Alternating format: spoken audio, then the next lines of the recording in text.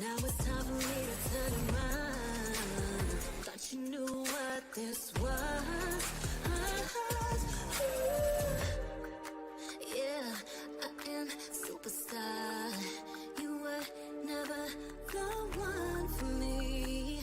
Never should have felt for me. Take back your heart. Why don't you take it back?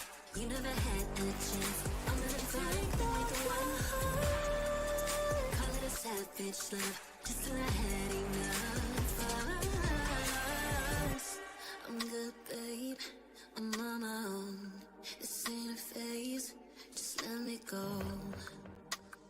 Told you that I'm not that type. Don't bother wasting breath. Begging for one more chance.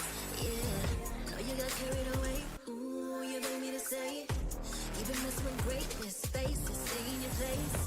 I was looking to play, then you got in the way. All the love we made got me stuck in your brain. Got no time to stay here and say goodbye.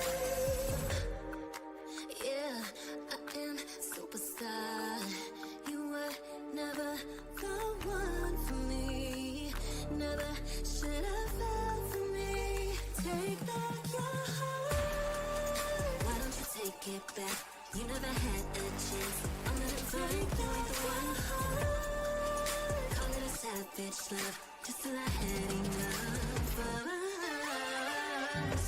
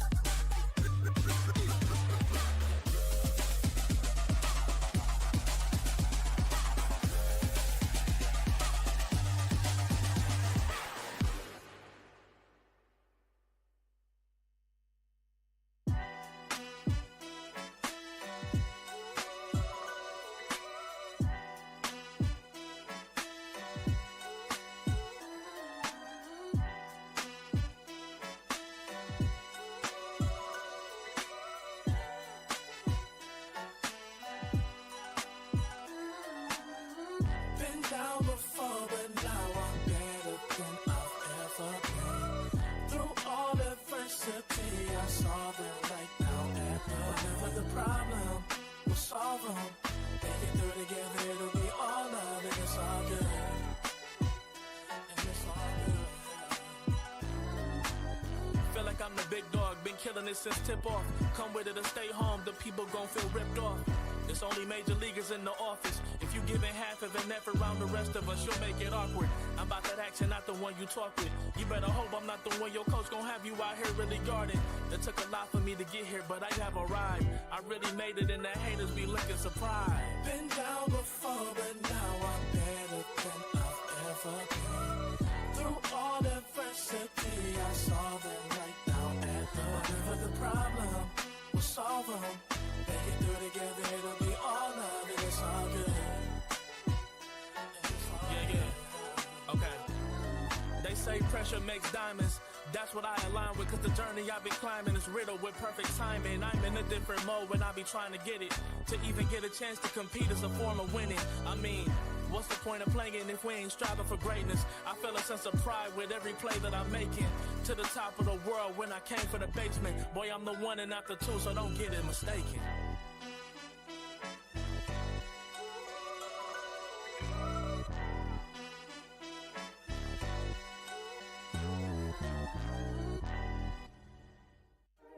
You waited all night for me to come back. Why'd you think that it's not alright? Told you that I'm not that type. Didn't mean to get you so excited. Tried to tell you not to fall in love. Why you always hit me uninvited? Was hoping you would get the picture.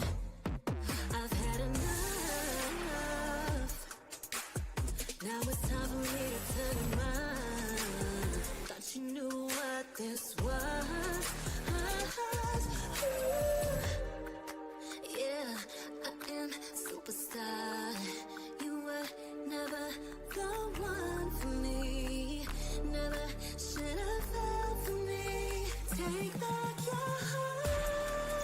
Why don't you take it back? You never had a chance. I'm gonna take back your heart. Call it a savage love, just till I had enough of us. I'm good, babe. I'm on my own. This ain't a phase. Just let me go. Told you that I'm not that type. Don't bother wasting breath. Begging for one more chance. Yeah, know you got carried away. Ooh, you made me to say you've been messing with greatness. Faces, stay in your place. I was looking to play, then you got in the way. All the love that we made got me stuck in your brain. Got no time to stay here and say goodbye. Yeah, I am superstar. You were never the one for me. Never should have felt for me. Take back your heart. Why don't you take it back? You never had a chance. I'm gonna take back the one heart. Call it a savage love, just till I had enough of us.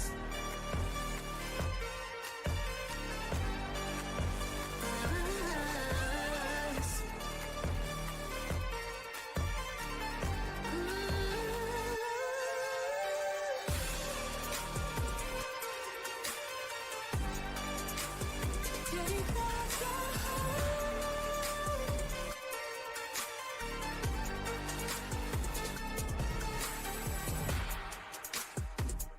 Yeah, yeah.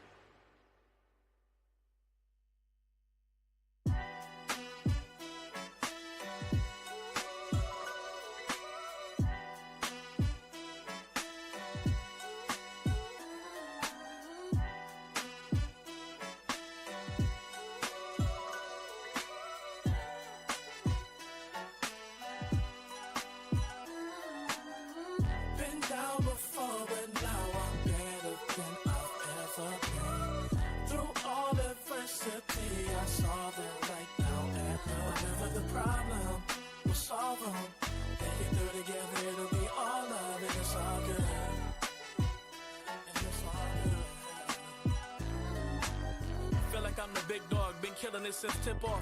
Come with it or stay home, the people gon' feel ripped off. It's only major leaguers in the office. If you giving half of an effort around the rest of us, you'll make it awkward. I'm about that action, not the one you talk with. You better hope I'm not the one your coach gon' have you out here really guarding. It took a lot for me to get here, but I have arrived. I really made it, and the haters be looking surprised. Been down before, but now I'm better than I've ever been. Through all adversity, I saw them right down at the whatever the problem, we'll solve them. Make it through together, it'll be all love, and it's all good. Yeah. Okay. They say pressure makes diamonds. That's what I align with, cause the journey I've been climbing is riddled with perfect timing. I'm in a different mode when I be trying to get it. To even get a chance to compete is a form of winning. I mean, what's the point of playing if we ain't striving for greatness? I feel a sense of pride with every play that I'm making. To the top of the world when I came from the basement. Boy, I'm the one and not the two, so don't get it mistaken.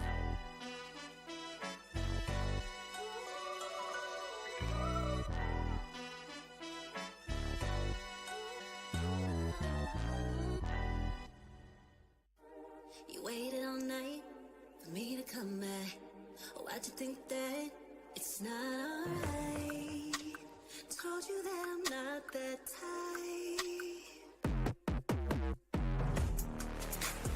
Didn't mean to get you so excited. Tried to tell you not to fall in love. Why you always hit me uninvited? Just hoping you would get the picture. I've had enough. Now it's time for me to turn around. Thought you knew what this was. Yeah, I am superstar. You were never the one for me. Never should have fell for me. Take back your heart. Why don't you take it back? You never had a chance. I'm gonna take back the one. Savage love, just till I had enough. The Snapdragon Pro Series is brought to you by Snapdragon Elite Gaming, Monster Energy, and DHL.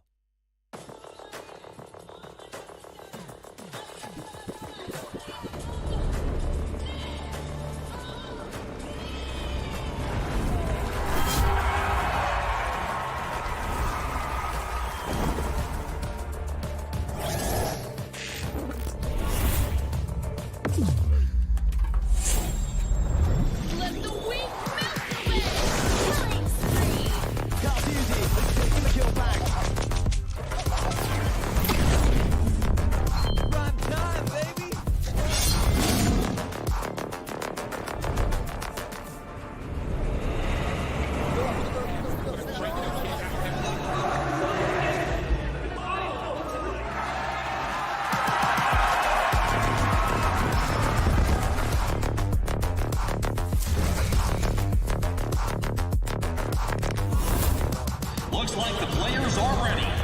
Here we go!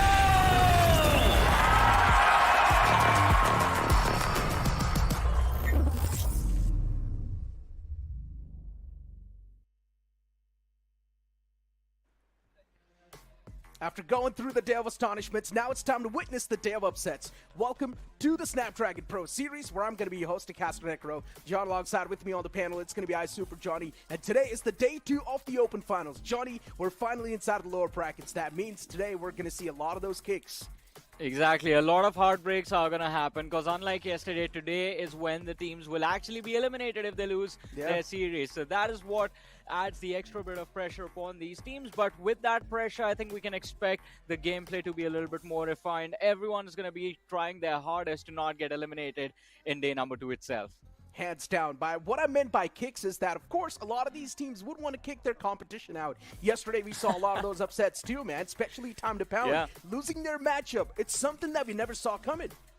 Exactly. I mean, that loss was unexpected, but at least they are still in this tournament, right? They're in the second half of this lower brackets. Whoever ends up winning today, they're going to move forward, and then they're going to be facing off against teams like NVT waiting for them. Time to Pound is going to be there waiting for them as well. 5 a.m. as well on the other side, waiting for the teams, waiting for the competition to see who they are going to face up against. But before that, I think it's time we have a look at the format once again, because our journey, it's not going to be a very long one. We started off the open finals. We have the top 16 teams right now competing for survival, and the top 8 teams from here will get to move forward to the challenge season, which is going to be the next stage in this tournament.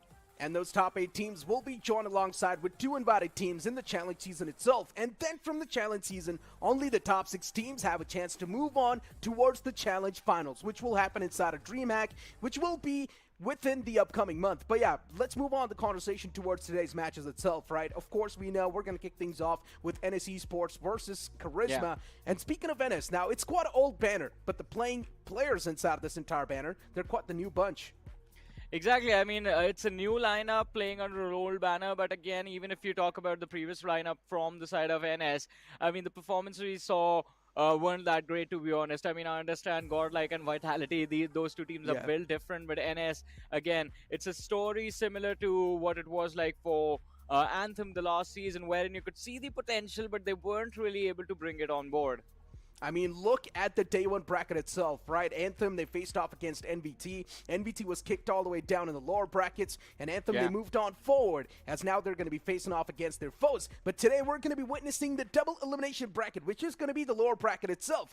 NS versus KZM, which is going to be Karizzma. It will be super intense matchup. NS, it's quite the OG banner, but still the playing players in this banner, they're quite the newer bunch. And you can say the same thing for Karizzma as well. Exactly, but I think after that last game yesterday, the last series where we got to see 5M going up against Panda Express, I think I'm very excited to watch what the new teams are going to be up to. That match was very intense. I definitely enjoyed the action and the standout between the two teams, and I think it might have inspired these teams as well to come up with a lot more tacticality inside of the game, because yesterday that is what happened. The first game, Hardpoint, I think 5AM were able to take it just because of their raw firepower. But then when it came time to step into the modes that require a little bit more tactics and a little bit more refinement in terms of those strategies, it was Panda Express who ended up walking away with the win. But here's the schedule for the day, and of course the match that you want to see, Necro, I feel like, NonStop going up against Karizzma. That's going to be game 1. It will be quite an intense matchup. At least that's what we expect. A close one. But yeah, going back towards that 5 a.m. and Panda Express storyline, right? 5 a.m. started things off on such a dominating note towards the hard point. But then later on in that hard point itself, Panda Express, they started to catch the pace once again. So that's when 5 a.m. started to struggle a little bit. Then you move on towards Strain, and that's where the struggles were really there for 5 a.m. They were not able to get anything done. And you move on towards Control. That was the first Control that the teams were actually focusing on objective. Yeah, exactly. But, I mean, we just talked about the first matchup and how it can correlate to something that happened yesterday. But moving forward, I mean, a lot of interesting teams as well. Team Vengeance versus SLN. That is going to be an exciting match to witness. Team Strike versus Fate. Last match of the day, Team Dope versus MonarchX Esports. Now, again, new teams, new faces. It's going to be interesting to see what are going to be the, not just the strategies, but how do the players individually synergize with each other as well. Because we talk about that 5M Panda Express match, which came down to tactics and strategies. But then there was that game earlier on where we saw Time to Pound getting beaten by EXO, and it was just the synergy between the players of EXO that helped them secure that win. But let's start talking about game 1. We have Cosmos, we have Triptychs, we have Siemens, Karmas, and Limons in the side of NonStop. NS again, I mean, a lot of expectations this time from NS. Yeah, pretty much, man. For NS, it's quite the OG banner, so automatically the expectations as well, they are quite amped up. And once again, moving back the conversation towards the entire lower brackets, the lower brackets are all about the underdogs. Now, all these teams, they need to be the Bright Diamonds in order to once again bring themselves back in the race and be there in the upcoming Challenge Series, because in the Challenge Series, keep this thing in mind, we've got those 2 invited teams, and we pretty much have an idea which those 2 invited teams are going to be. Yeah, I mean, everyone has a slight idea for what those names are. I think people are just waiting for how their journey in another tournament that's happening right now, the World Championship, is going to be like.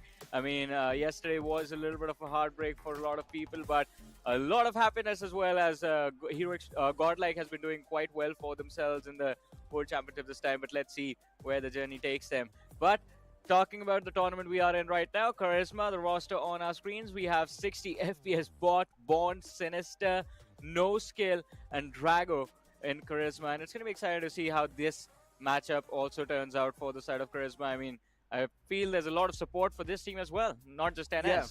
I mean, hands down, right? Once again, you talk about the mental aspect as well inside of the game, and both these teams are quite the newer bunch, right? So both of them are pretty much going to be feeling the same level of intensity. And yesterday, you can't say it was more sort of like the happy ending. You knew that you're not going to be kicked outside of the tournament anyway, so it's completely fine. You can go for that risk-taking factor. But today, it's all about that comfort zone, man. You leave that comfort zone even once, and you're instantly done for. You will be kicked outside of the tournament. But sometimes leaving the comfort zone as well can mean a good thing, so I don't even know what to say. Yeah, leave the comfort zone, don't leave the hard point. I think that should be the rule right now, so at least for the first mode itself. And of course, so once we move on to control, it is going to be about those control points. But again, I think one of the big things that happened yesterday was the map veto. First, in the first few series, we saw Summit getting picked a lot, and then we moved on to Hacienda, which I actually have started to like Hacienda with how it was played out in that series, where we saw the side of Time to Pound going up against their opponents, and it was an exciting series after all. So it's going to be interesting to see what maps are going to be picked as well. Konohara District, I think that is going to be an interesting pick to see if S&D is going to be played out on that as well. And of course, Control, I think I'm expecting a lot of Raid today, to be honest. I mean, that is pretty much going to be like the classic Control map, right? Raid's, of course, going to be there. But Hacienda is my personal favorite on Hardpoint. I don't know about you, Johnny. Why are you saying that you're starting to like that map? You should have been in love with that map. No, man, too complicated. Too many switch-ups in Hacienda. Feels like, I mean, again, that first control point, first hard point that you have close to the fountain. After that, I mean, first of all, that's a big struggle. You have to line up a lot of kills to gain any control of that map, and even then it gets traded out very easily. And then rotating around the map becomes a big challenge, a lot of off angles for the opposing players to take, a lot of crossfire setup opportunities. At this level, it becomes very tricky to try and challenge any of these teams. But we do have the map veto in front of us. Hardpoint on Summit. As expected, we have Express for Search and Destroy and Raid for Control. Exactly. I mean, Express is also there on the board in Search and Destroy. And yesterday, we were seeing Express and Kurohana play a lot of those entire Search and Destroy map, right? Kurohana Metropolis as well is one of those maps that the teams are now sort of loving to play. And speaking of that map in general, right? That map is such a boxy map. There's so many lanes that you need to go through. There's so many angles that you need to clear. So me personally, I'm not really a big fan of Kurohana, but I do understand it is quite a competitive map. Yeah, it's a very competitive map. I think with how the layout is, it feels like the most default tactical shooter map you could ask for inside of Call of Duty. And because of that, a lot of strategies were formulated yesterday as well. But I think majority of the teams did pick that map, that did end up playing Search and Destroy on that particular map, just stuck to playing it like it was a ranked game where all of them would just push together, where the utility is being poured in to flush out the defenders and then trying to take early control of the site.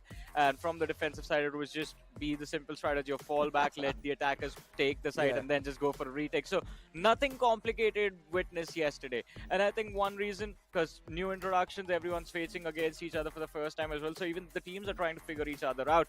But today, considering it is Express, we got to witness extremely exciting matches on Express yesterday, and especially on Search and Destroy. I mean, Panda Express was quite impressive, so I would love to see how this one turns out. But before that, Summit. Yeah. Summit, once again, the classic start. It's something that's going to be there towards the hard point. And I generally think so. It is going to be a super close one. We might just have 1 or 2 points separating the victor. But in general, NS, it's quite the OG banner. They still have a lot to live up to. You speak about the legacy of NS, and you know in 2023 DreamHack, this was one of those teams that was doing pretty good. But yes, the IGL as well for the team used to be Prevail back in the day. But now, considering it's a complete changed lineup, NS, there might be a few struggles, but I would still want them to be on top, considering it is the OG organization. But nothing taken away from Karizzma. I'm always open for surprises. Well, they're going to be happy to secure the win, but here we kick things off. And what a mowdown comes from Crip. He takes down 2, helps his team secure the control of the first hard point. And NS, look at this, Necro, they're off to the races. Here comes the backstab. 60 FPS bot needs to be careful. And the slide in his face, and he goes down. NS, it seems like at the start of the game itself, Necro, they're going to run away with this match. I mean, Cosmo is popping off, man. NS is indeed just dominating through and through. And just look at the amount of angles NS is holding. They know exactly what to do. They know exactly the flood points for the opponents as well. And here you go. Another man falls down. 60 FPS as well is now starting to put on some numbers on the board for Karizzma. But it's a little bit too late when you've got the entirety of NS just instantly activating through. Well, let's see how Karizzma is going to try and react. As you mentioned, NS, everything is prepared by them. They are well set to dominate on this map. The jump shot over there is barely missing out on how that trade happened. Drago needs to be careful. Cosmo gets picked off, and at least for the next few seconds, Karizzma will be able to retain some control. Sinister moves in as well, but here come the players of NS. Okay, hold on. Sinister helps them hold on to the hard point for the few extra seconds, but look at the counter. NS, they're not letting them get those points for free. Yeah, just like their name, they're looking pretty non-stop. And even the man was trying to eat him outside. You also saw Cosmo once again just popping off on the board. You can look at the kill feed. Cosmo is popping over and over again. And Cosmo himself is getting so much of that job done. But even Bond is trying his best to get something done. And what am I watching? Bond, the man was right in the front, but still he sort of missed. His hands were too busy. He was trying to deploy that thing, but unfortunately things just did not really work out. The kill feed is now just favoring the players of NonStop over and over again. They're popping off. Yeah, it feels like Karizzma just got confused over there for a few seconds, and the team synergy not really present. NS on the other side. Cosmo is doing so much, finds one, goes down, but did enough damage to allow his teammates to actually secure the trade very easily. And NS still on fire, but Karizzma being able to control the hard point for a few extra seconds do bring their counter just a little bit up, 25 to 62. NS still with the advantage in this fight. Ooh. Heavy investments coming through from Cosmo, considering the man was popping off. So yes, he's now already pulled out the equalizer. And if this man finds a little bit of that trail as well off the enemies, he's definitely going to keep on going off. So NS, at this point in time, they're the one on the dominating side of things. And you can see, too, Cosmo is once again looking unstoppable with the equalizer. Already found a two-piece for himself, and he's still looking to find even more. Non-stop, they're constantly dominating and ramming through the players of Karizzma. As Karizzma, they're left with no answer. And here comes the Purifier as well. There are some heavy investments being made from the side of Non-stop, which makes a lot of sense, too, because it's just dominating this map one-sided.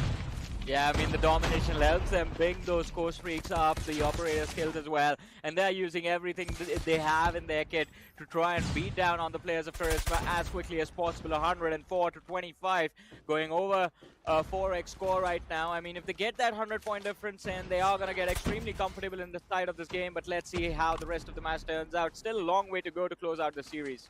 Indeed, man. NS Esports is looking indeed non-stop. And with the way things are going, too, it feels like NS is going to make this matchup pretty one-sided. 40 to 104. Already the lead is quite massive in the hands of non-stop. And once again, the equalizer pulled out from Sinister this time around. Hopefully he's going to find the value that the man needs to. Karma is approaching the point as well. And here comes the welcome. Equalizer onto the face, and Karma's not going to stand a chance. Still Sinister. He's got the operators available on his hands, but unfortunately was not able to get the most out of it. Just that one kill, and that's going to be a little bit disappointing.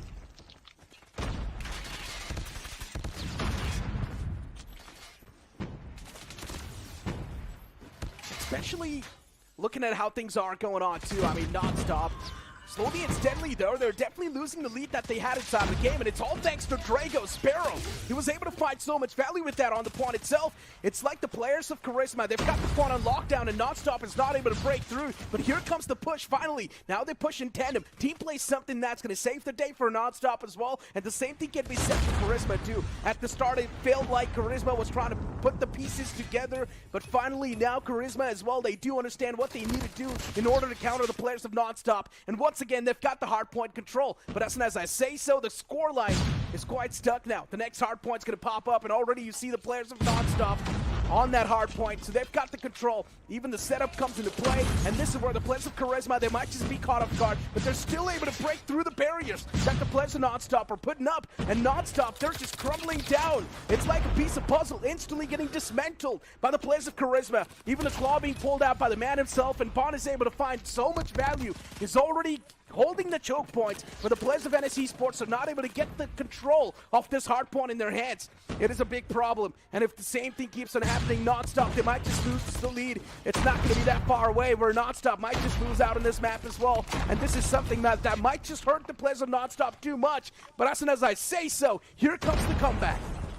Well, the comeback is insane indeed from the side of Karizzma. They've managed to cut down the difference between the two teams by quite a lot. And NS, their momentum was shut down, but at least for the next few seconds, they have control of this hard point again. But moving on to the next one, 147 to 92, Karizzma. They're trying their level best to bring themselves back into a fighting position. And now with this close to 50-point difference, NS, can they regain the momentum? It's going to be a big question. Look at Smitty. He needs to be careful. If he moves in, he's going to be in big trouble. But still, Smith is going to and it's Vaughn now who finds an extra kill for his first. They could this game with this one. Vaughn, another one on the board, looking for the third. There it is. And NS now, it seems like a very close to being shut down in this match. Yeah, Karizzma's now starting to make things pretty tight. I'm not gonna lie. NonStop is starting to struggle here. NonStop needs to do something to get the pace back inside of the game. And look at the shutdowns that are coming through. Bond, this man, single-handedly is manhandling NonStop.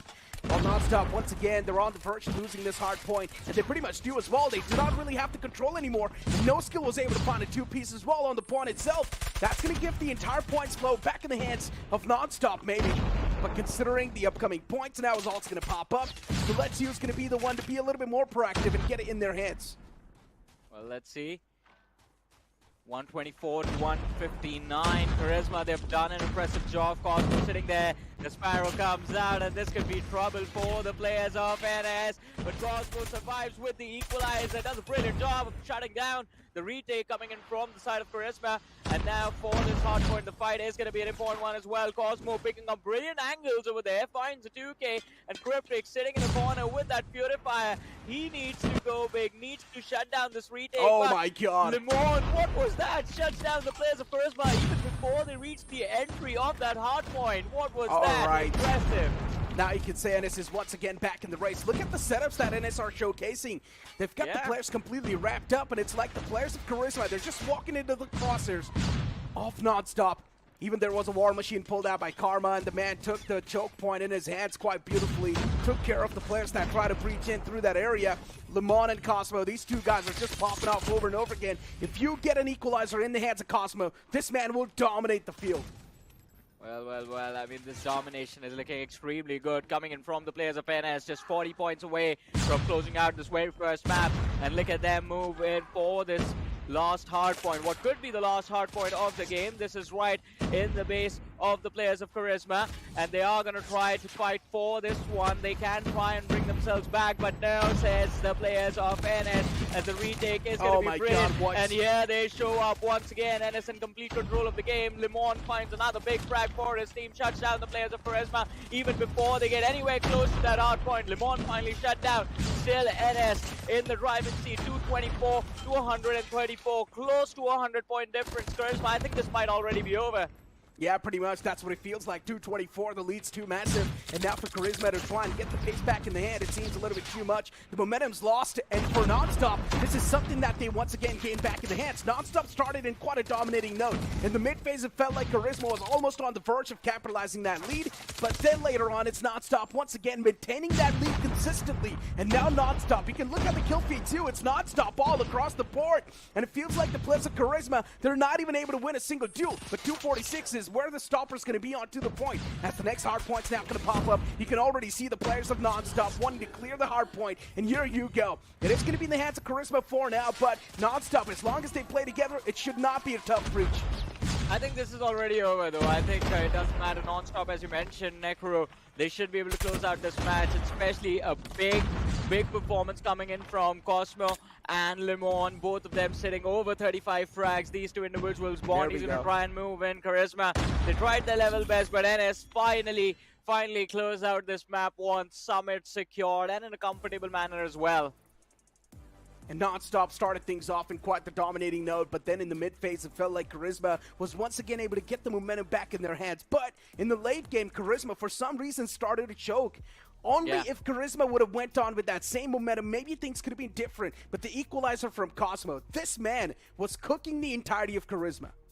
Yeah, I mean, Cosmo, and he had a lot of support coming in from Lemon as well. At crucial points, I mean, when there was that slip up from NS and Karizzma started to catch up, that is when Lemon stepped up and shut them down instantly once they got very close to them, in fact. Yeah. But again, these two individuals were very impressive.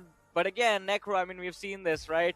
a team dominates on Summit and then, not on Summit, but on Hardpoint, and then something else entirely happens in the next two modes. So there is still an opportunity. Karizzma, we see a lot of potential in them as well. I mean, the firepower is definitely looking quite amazing. But if the tactics are good, you never know. Maybe they can walk away with a W on that next mode, Search and Destroy. Now, you cannot really take it away from Drago, too, from Karizzma, right? Yeah. The Sparrow from this man was able to find so much value. Drago was the only player who was getting multi-kills after multi-kills. He was able to clear the side as well, but unfortunately, his team was not really able to back him up on the hard point, so it is quite unfortunate for Karizzma. But as you mentioned, moving on towards Search and Destroy, the storyline can be completely different as well. You never know. It might just be Karizzma coming out on top. And looking at how NS Esports played in the previous entire game, it felt like they were quite inconsistent when it comes to the communication as well. There were a little bit of those errors being made into a few callouts. I wouldn't call it errors. I think they just got a little overconfident once they had a big advantage in their hands. And we've seen that happen to teams in the past, right? Once you have a 100-point lead against your opposition, you tend to start backing off. That has happened to NS until screaming, guys, okay. In general, for the players of course, Karizzma, the only thing it felt like was lacking was the consistency when it comes to getting the kills on the hard point, right? Sometimes it's no skill popping off, sometimes it's Drago popping off, and sometimes it's someone else completely. So here's the problem, right? If one player's popping off, he needs to pop off the entirety of the time. But sometimes even Drago was getting shut down, and the entirety of Karizzma felt like they had no replies to the players of NonStop, especially in the late game scenarios. NonStop was just running away with the lead over and over again. I think one big thing over here, one big difference between the two sides was the fact that NS, if you look at the highlights on your screens right now, and you're going to notice this, the players of NS always stuck together, while we saw there were multiple moments where Karizzma, their players would move in one by one, and that's never going to work out. As soon as you get traded out, you lose pressure on the hard point and you lose pressure inside of the game. And NS, they never lost it because they were getting those constant trades. Someone went down, there was his teammate right next to him to trade him out, and Karizzma weren't really allowed control of the hard point for free. I think that is something that was a big difference between the two sides, but hey, it is all done, it's all over. NS did secure the win in this first game, and now it is going to be time for Karizzma to start focusing on the next two modes, Control, and before that, we have Search and Destroy. Search and Destroy is going to be much more of a slower paced game, so that means maybe Karizzma can have much more time to understand what exactly is NS trying to bring on the board, and that's where you can say Bond and his teammates can try and do a little bit more better, especially Drago, right? In the previous hardpoint, Drago was on point, but sometimes the teammate, the cavalry, wasn't exactly on point, and that's where the real problems started to hit the deck. Before NS, I just love the team play that they had. They had a few players on the point itself, and a few players in the outskirts holding the choke points, and that's something that was catching the players of Karizzma completely off guard because they did not really expect the players to be in such off angles.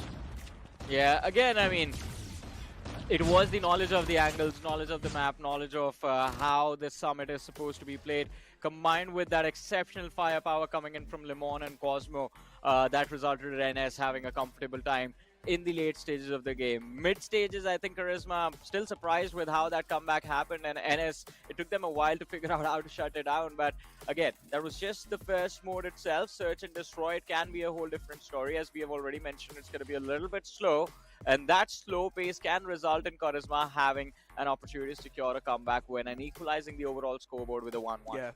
But that's where NS needs to be a little bit more aggressive, in my opinion. They need to be a little bit more proactive and make sure that the opponents are not really getting enough time to think through what you're cooking up. Because if NS Esports once again starts to play a little bit too slow and NonStop gives the opponent the breathing room that they exactly need to try and get their heads back inside of the game, that's where the real problems will start to cook. Understand this point. They've still got a player like Sinister, Bond, and Drago. These three guys can be more than enough to shut down a team like NonStop if they find the proper timing. So NonStop needs to understand the same thing and not be too complacent inside of the game. Hey, but here it is. We have Express on our screens, and right off the bat, 60 FPS. But he has that Tundra to work with, needs to find that first frag. SND, that opening frag, that first kill, it's going to be the most important thing you can get with your team. Oh, here we go. Off the rip, Drago wanted to take the fight to the opponents face to face, but unfortunately, Karizzma, they do lose out on the man advantage. Now they're in a big disadvantage, actually. They're taking on the players of NonStop, 4-5. And it's going to be a little bit tough. And even NonStop is actually playing it quite slow, letting the players take their time, before they make the entrance towards the site. But here comes the push from Karma. He instantly was able to shut down Sinister, but even Bond replies back. But Sweetie says no with a kill on to 60. And that's where the real problems are now going to be there for Karizzma once again, because the trades are in the hands of NonStop, and they're constantly able to get the trades in their hands as well. And NonStop, well, here you go. The first round's going to be in the favor of NonStop. Hey, I mean, Necro, we were talking about this, and it feels like NS just played that round out perfectly. They were very proactive in picking up the fights and, of course, finding the trades towards the end. I felt Cosmo had just walked into a trap when we saw that push happen, because he would have run out of ammunition in that 1v2, but his teammate right behind him was there to trade him out, and the numbers advantage plays out in the favor of NS. But it is time for round 2, and here we go again. This time, the players of Karizzma looking to make the push towards the A site. In the previous round itself, it was Karma who was the major icebreaker. He pushed up and got the first kill. Who is it going to be this time around? That's the real question. Sweetie gets spotted on the side itself. It is quite a big blow to the players of NonStop, but still, you talk about the trades, and NonStop somehow, they always do find those on the positive side of things. But this time around as well, Karizzma, they're not that far back. Even they're getting the trades instantly on the board. It's 3-3. Oh, Karma has been shut down, and Lemon is being chased. Look at the map over there. Need to find the trade. It needs to be big. Oh, the shot barely connects. Barely finding the pick with the pistol. He's going to close him out. And now the numbers advantage in the favor of Karizzma. Lemon misses out on an opportunity to strike a big blow onto Karizzma. They have the man advantage to work with. At 60 FPS, he's still alive with that sniper. There's a big threat still on the board. And so 1v3 now. Even the bombs planted on the A site, Johnny, so that's for the defenders. Now they need to hurry up a little bit more, but Lemon, what a shot that was! A quick scope and the flick onto the opponent, but Lemon's now starting to miss a lot of shots as well. It's not looking too good. He's missed out on 2 kills, which he could have found in the first spray itself. But Lemon, a little bit of that whip is now going to keep him in a really big, uncomfortable situation. Let's see how is he going to recover himself from such a bad spot. Still needs to make it pretty quick, considering he does not really have a lot of time left. And here comes the spray from Drago, and that's going to be the equalizer. Oh boy, 1-1 on the board, Chris, but they find the equalizer. And again, this time, I mean, that first frag secured by the players of Karizzma, it did get traded out, but again, 60 FPS with that Tundra, very impressive. Finds 2 players, causes a lot of trouble for Lemon, keeps him distracted for a long time while his teammates get picked off on the other side. Round number 3, let's see. Simone, oh, he's in such a tough position. Smitty gets shut down by Bond, and this time there is not going to be a trade coming in for NS. I love the proactive control from the side of Karizzma. They're looking much more confident in the approach, but as soon as I say so, that proactive approach has already been shut down by Karma and Cosmos. This duo once again strikes pretty hard in Karizzma. Now they're left in shambles. You've got Sinister wanting to get the equal numbers on the board, but still seems pretty tough. It's 4-2. Already the man number, the man advantage if you try and talk about it. It's big time in the hands of NonStop. And now for the players of Karizzma, yeah, they're showcasing their backs to the opponents. 2-1. NS somehow walking away with the win. After that first frag, did not feel like there was going to be an opportunity of secured, but they'll make it work. Let's see how it turns out now. Round. That opening duel cost for a lot of damage done to No Skill, and he managed to evade the threat in the front lines. Lemon with that, he's ready to pick off, take control of that B site. Man's got the boys under scope, and still as he's keeping on moving, 60 FPS. He gets struck down this time around. Cosmo, he wants to take the fight up close and personal, but what am I watching? Lemon, this man is single-handedly starting to clear the site. Eventually he does get cleared out, but then Cosmo happens, and Cosmo finds a 2-piece of his own.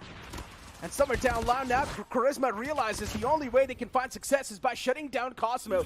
But as soon as that happens, it's completely fine. The team, they have got each other's back. Oh boy, this is getting intense. More and more intense by the second now.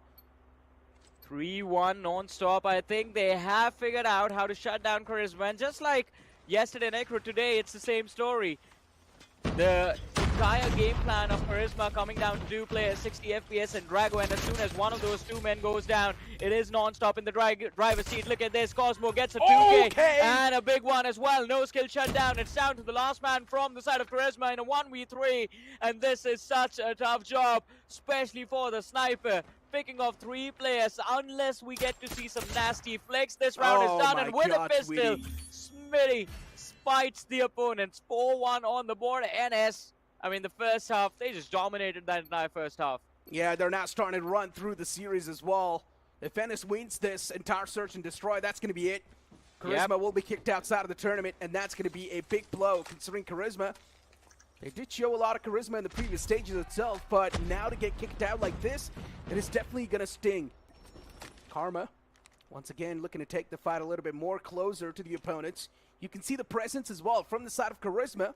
It's a little bit more towards the A side itself. They've got 3 players destined towards that area. And the fight breaks out. It's going to be Karma, considering he finds the positive trait for his team, and even Cosmo is able to back it up. Now that's massive. The players of Karizzma, they're slowly and steadily dropping down, and that's not looking too nice, considering another man hits the deck, and now it's down to just Sinister, and Sinister as well gets spotted from the back. It's like NonStop. They've got the control of the entire map. They've got the CCTV control. That's what it feels like.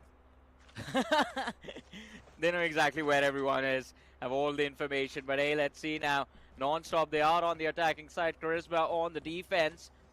And I think this is the opportunity that NonStop were waiting for. They have a big advantage to work with already, having secured 5 rounds in that first half, and now moving in the second half, they have the luxury of all of them playing together. It's just going to be like hard point again to them.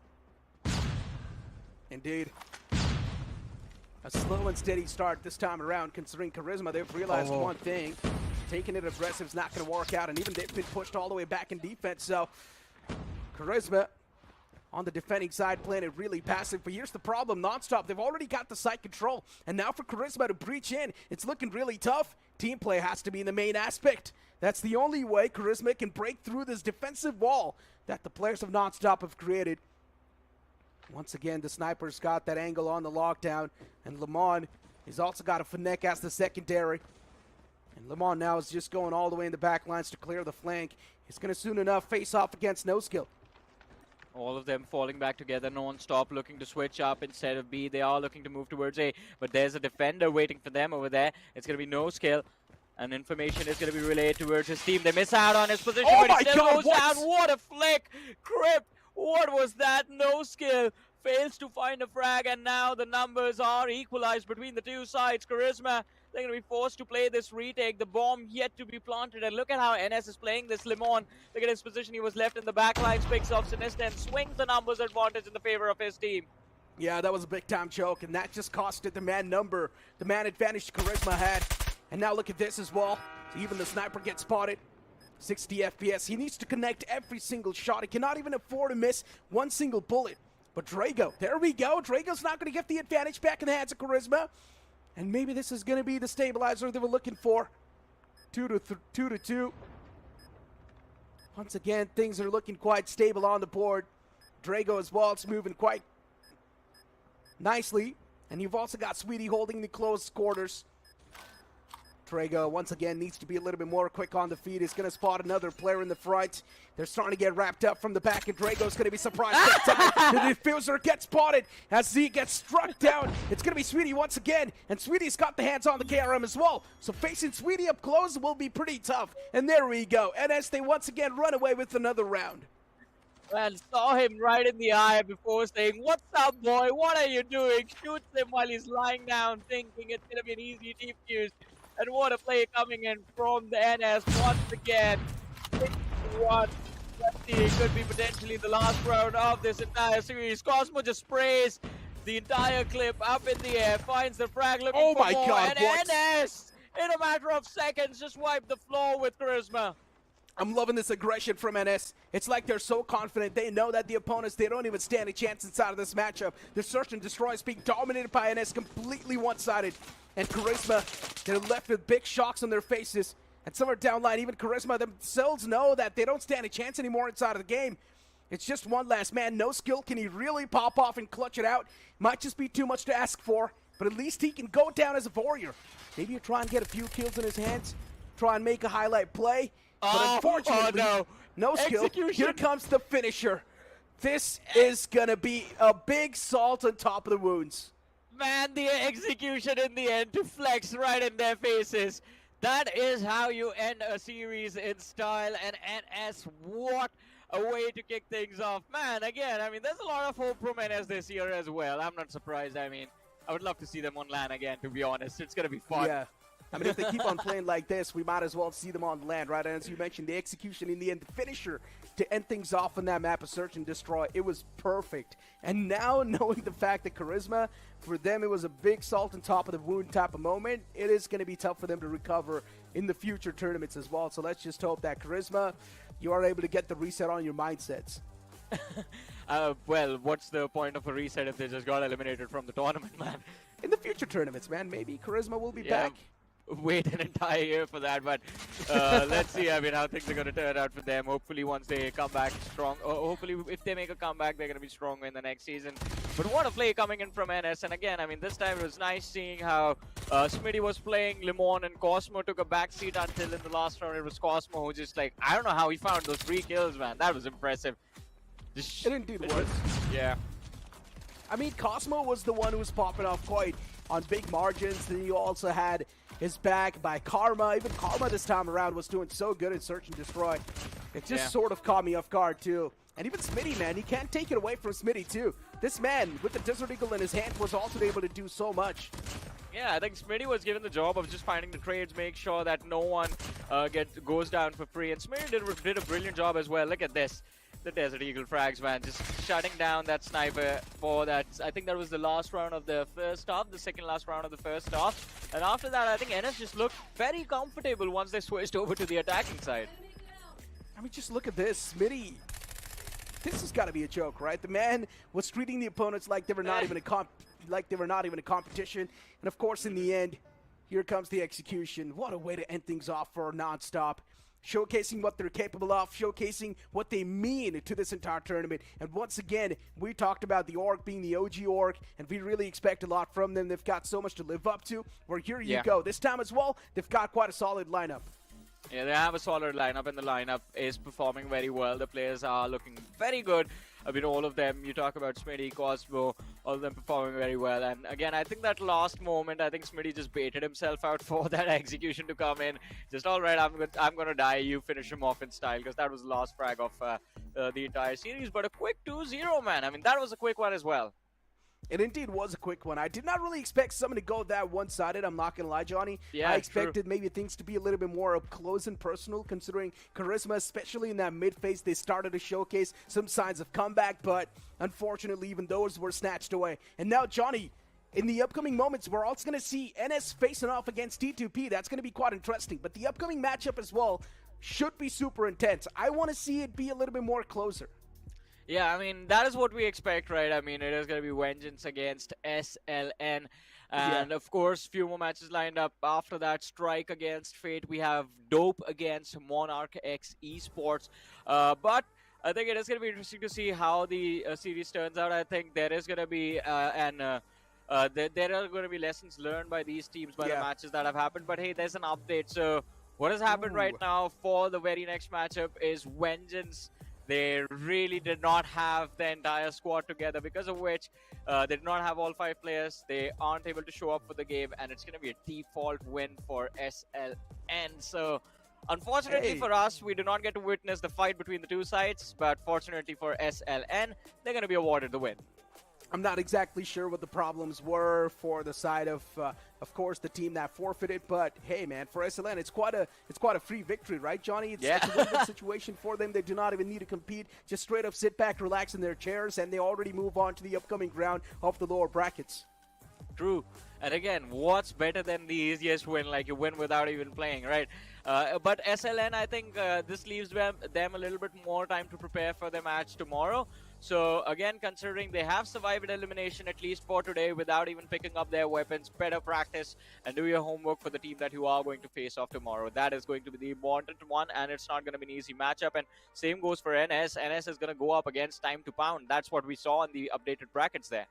Hey, what about the homework that they did against Team Vengeance? Now, that's going to be all down the drain, right, Johnny? A free victory? Yeah, true. Well, you've already gotten that on the board. So yeah, for Team Vengeance, as I mentioned, we do not exactly know what the reason is behind not really having all the 5 players ready for today's matchup. But yeah, it just blows to be on Team Vengeance side. But it's a really good news for SLN considering they move on to the upcoming round as well. Before now, with that being said, it's time for us to toss to a short break before we move on to the upcoming matchup. The Snapdragon Pro Series is brought to you by Snapdragon Elite Gaming, Monster Energy, and DHL.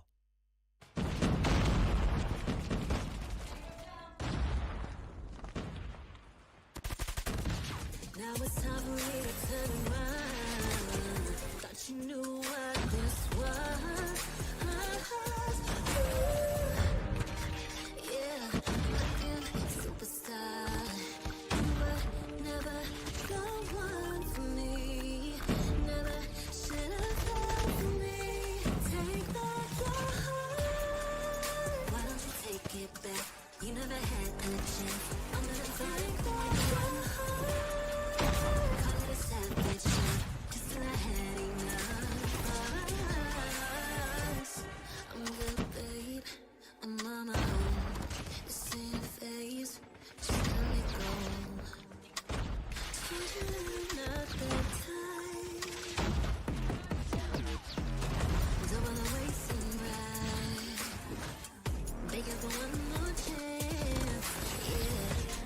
Carried away, ooh, you don't need to say. Even this will break this space, you stay in your place. I was stuck in place, then you walking away. All the time we made, got me stuck in your brain. Got no time to stay here and say goodbye. Yeah, I am superstar. You were never the one for me. Never should have felt for me. Take back your heart. Why don't you take it back? You never had a chance. I'm gonna take back your heart. Call it a savage love, just till I had enough of us.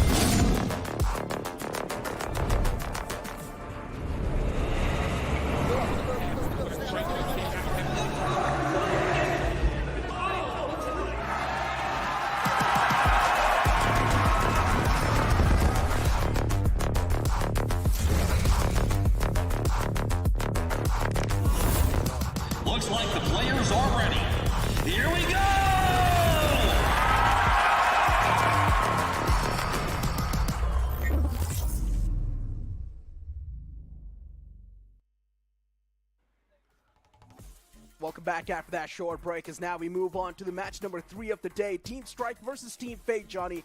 And especially for both these teams as well. Once again, you can say, what the newer bunch? The lower brackets is all about the underdogs. And this time around as well, you never know what to expect. Exactly. I mean, we don't know what to expect, but once again, I mean, what we hope for is a close matchup, unlike the previous one where it was just non-stop with non-stop domination up against Karizzma. So it's going to be exciting to see what Strike and Fate right now have to offer. And of course, I'm pretty sure their competitors from the next round of this lower bracket are also waiting and watching to see what these teams are to deliver and how they can better prepare for them once they show up and move up in this lower bracket. Considering both these teams are quite the newer bunch on the block as well, the underdogs if you'd like to call them, you never really know what to expect. And the same thing is pretty much going to be happening with both these teams as well. Even for Strike, they do not really know what to expect from the side of Team Fate. And even for Team Fate, you do not really know what to expect from Team Strike. So both these teams colliding for the first time against each other. I would like to see what's going to be the action about. And first of all, the main icebreaker is going to be all about the map pool itself, right? We never know which map is going to be the first one to be played. Exactly. I mean, map pool itself is going to be quite exciting, but again, I think it's time to look at the updated brackets before we move forward. And as we mentioned, Vengeance, they have been eliminated from the tournament. Unfortunately, all 5 players weren't available, so they didn't have their entire roster available for the match right now. So SLN working with a default win. And Strike and Fate, they need to be careful. Whoever moves up, they get to face off against NVT in the next round. So they have to be on point for that one. Before that, the map pool for this matchup, I think it's going to be the same, man. Summit is going to be there for Hardpoint. I don't think no one's going to go for Hacienda. What do you think? I would love to see Hacienda. I generally think so this time around we might just see Hacienda on play. And speaking of Hacienda, let's move on and look at Strike's roster. Let's see the playing 5 player for the side of Strike, considering you've got Levi, Vibe, Lament, and you've also got Nazi, and you've also got Igrain inside of this entire lineup, Johnny. Yeah, I mean, this is going to be interesting to see how this team actually kicks things off, and again, which map they kick things on off on. So it's going to be interesting to see how the entire series is going to be. But let's see. I mean, Hacienda, Summit, that is going to be a conversation. Then once you move on from there, Search and Destroy, it's going to be an interesting conversation. But again, before the map, before the veto, let's have a look at the roster for Team Fate as well. Let's see the players that we are going to witness in action right now. We have Rin, we have Titan, we have Shenzo, we have Delu, and Poseidon Rock in the side of Fate. Ooh, for Team Fate, once again, this is going to be quite a tough matchup. In general, both these teams, considering they're going to be colliding for the first time ever against each other, it is supposed to be quite a close and a tough matchup. Or at least that's what we expected for the previous one as well, right? We expected quite a close call, but that was not the case, Johnny. It was not exactly a close call. Instead, things were way too intense between those, and especially knowing the fact that inside of the first hard point itself, we thought that maybe a comeback could have been there from the opponents, but no, in the end, it was snatched away once again. Yeah, but let's see. I mean, it's a new day. It's a new style of play that I think we are going to witness from these two teams. And I think, again, as you mentioned, both of them newer faces on the block. So before they actually reveal their strategies, I think they're going to try and test each other on the fundamentals. And if those work out, I mean, then might as well just continue playing with the default strategies. But it is time. Let's see the veto. Let us see which maps have been selected by these sites and which maps we're going to witness the action on. And there we have it. All right. It's going to be standoff.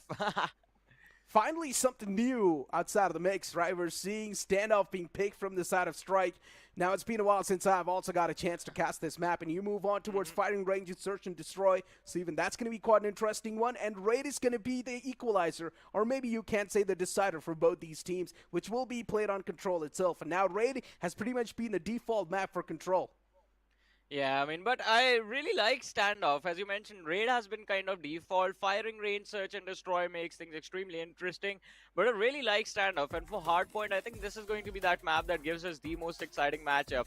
New teams, Summit, again, an OG map, so everyone knows the strategies on standoff. The plays can be very varied in the sense that you have an opportunity to just rotate around those hard points and just completely try and pinch the teams to try and shut them down, and then passively control those hard points from a distance if the one man you send inside of that hard point is able to survive for even just a decent amount of time. But let's see, it is time to kick things off. Team Strike up against Team Fate, and of course the first mode hard point, the map is going to be standoff. Here we go. Standoff rolls up on the screen, and let's see who's going to be the one to get the early advantage in their hands, because that's going to be the main momentum setter. Whichever team gets the control in their hands off the rip, they're instantly going to have the momentum and the swing of things back in their hands. I mean, for now, it feels like the players of Strike definitely are looking a little bit struck, considering Levi is just standing there. Maybe the man's facing some issues, but we don't exactly know what's going on behind the scenes. But you can see the players of Team Strike, they're not really having that good of a start. Well, they're not off to a great start, and Fate on the other side just moving in, take control of the hard point. Rain, he needs to be careful, get shut down, but before going down, he finds 2 important frags for his team. Look at now, as I said, the pin strategy coming through, but the Ray is going to be whipped, and now he's going to be shut down as well. And somehow Team Strike regaining control of this hard point. It seems like they are back in this fight. They indeed are. I mean, looking at the kill feed itself, it feels like Fate is also getting the job done. Poseidon Rock as well is not doing too bad. He's also able to get a few kills to himself too. And now looking at Lamed too, even he's able to find those kills on towards the choke point. So now for Team Fate to try and breach on in, it's looking really tough. Team Strike, they've stolen the momentum away from the side of Team Fate, and now Team Strike, they've got the points flow. Well, they have the points flowing in their favor. Fate to retaliate, and Vibe on the other side looking to move in towards this hard point. Rain, what a jump shot coming in. Just shuts down that man on that first floor. And I think Fate now are finally starting to struggle inside of this game. They indeed are, Johnny. And for Team Strike, this is exactly what they were looking for. Striking constantly. Team Fate, as you mentioned, now starting to choke a little bit. They do not even have the proper map awareness. The information is something that's lacking. And Lament, he's actually able to find a lot of those numbers on the board too. Before the entirety of Team Strike, one thing is for sure, the momentum that was lost off the rip, they finally gained it back in their hands. And now Fate is starting to struggle too much to the point where they're not even able to find the breach on the point. Well, let's see, 21-58 now. As you mentioned, Fate struggling to breach inside of these hard points. And again, the kill feed as well, completely being dominated by the side of Team Strike. All of them just doing a brilliant job. Rain spots out 2 players, takes down 1. The second man stopped in his track, and Delu is going to be shut down as well. Rainy goes big. Oh my God, out. hold on. The Annihilator whips the first shots, lands the second, and this is the weapon now that the players of Team Fate have to be worried about. 1 more man picked off. As long as there's Annihilator is there, it's going to be close to impossible for the players of Team Fate to move in. Yeah, the man was popping off at that Annihilator. He got so many kills. Those multi-kills are something that definitely helps out a lot. And just look at the heavy investments that are now starting to come in. The operator skills are being utilized from the side of Team Strike because they're constantly getting the kills on the board as well. And they're actually able to refresh them pretty quickly too.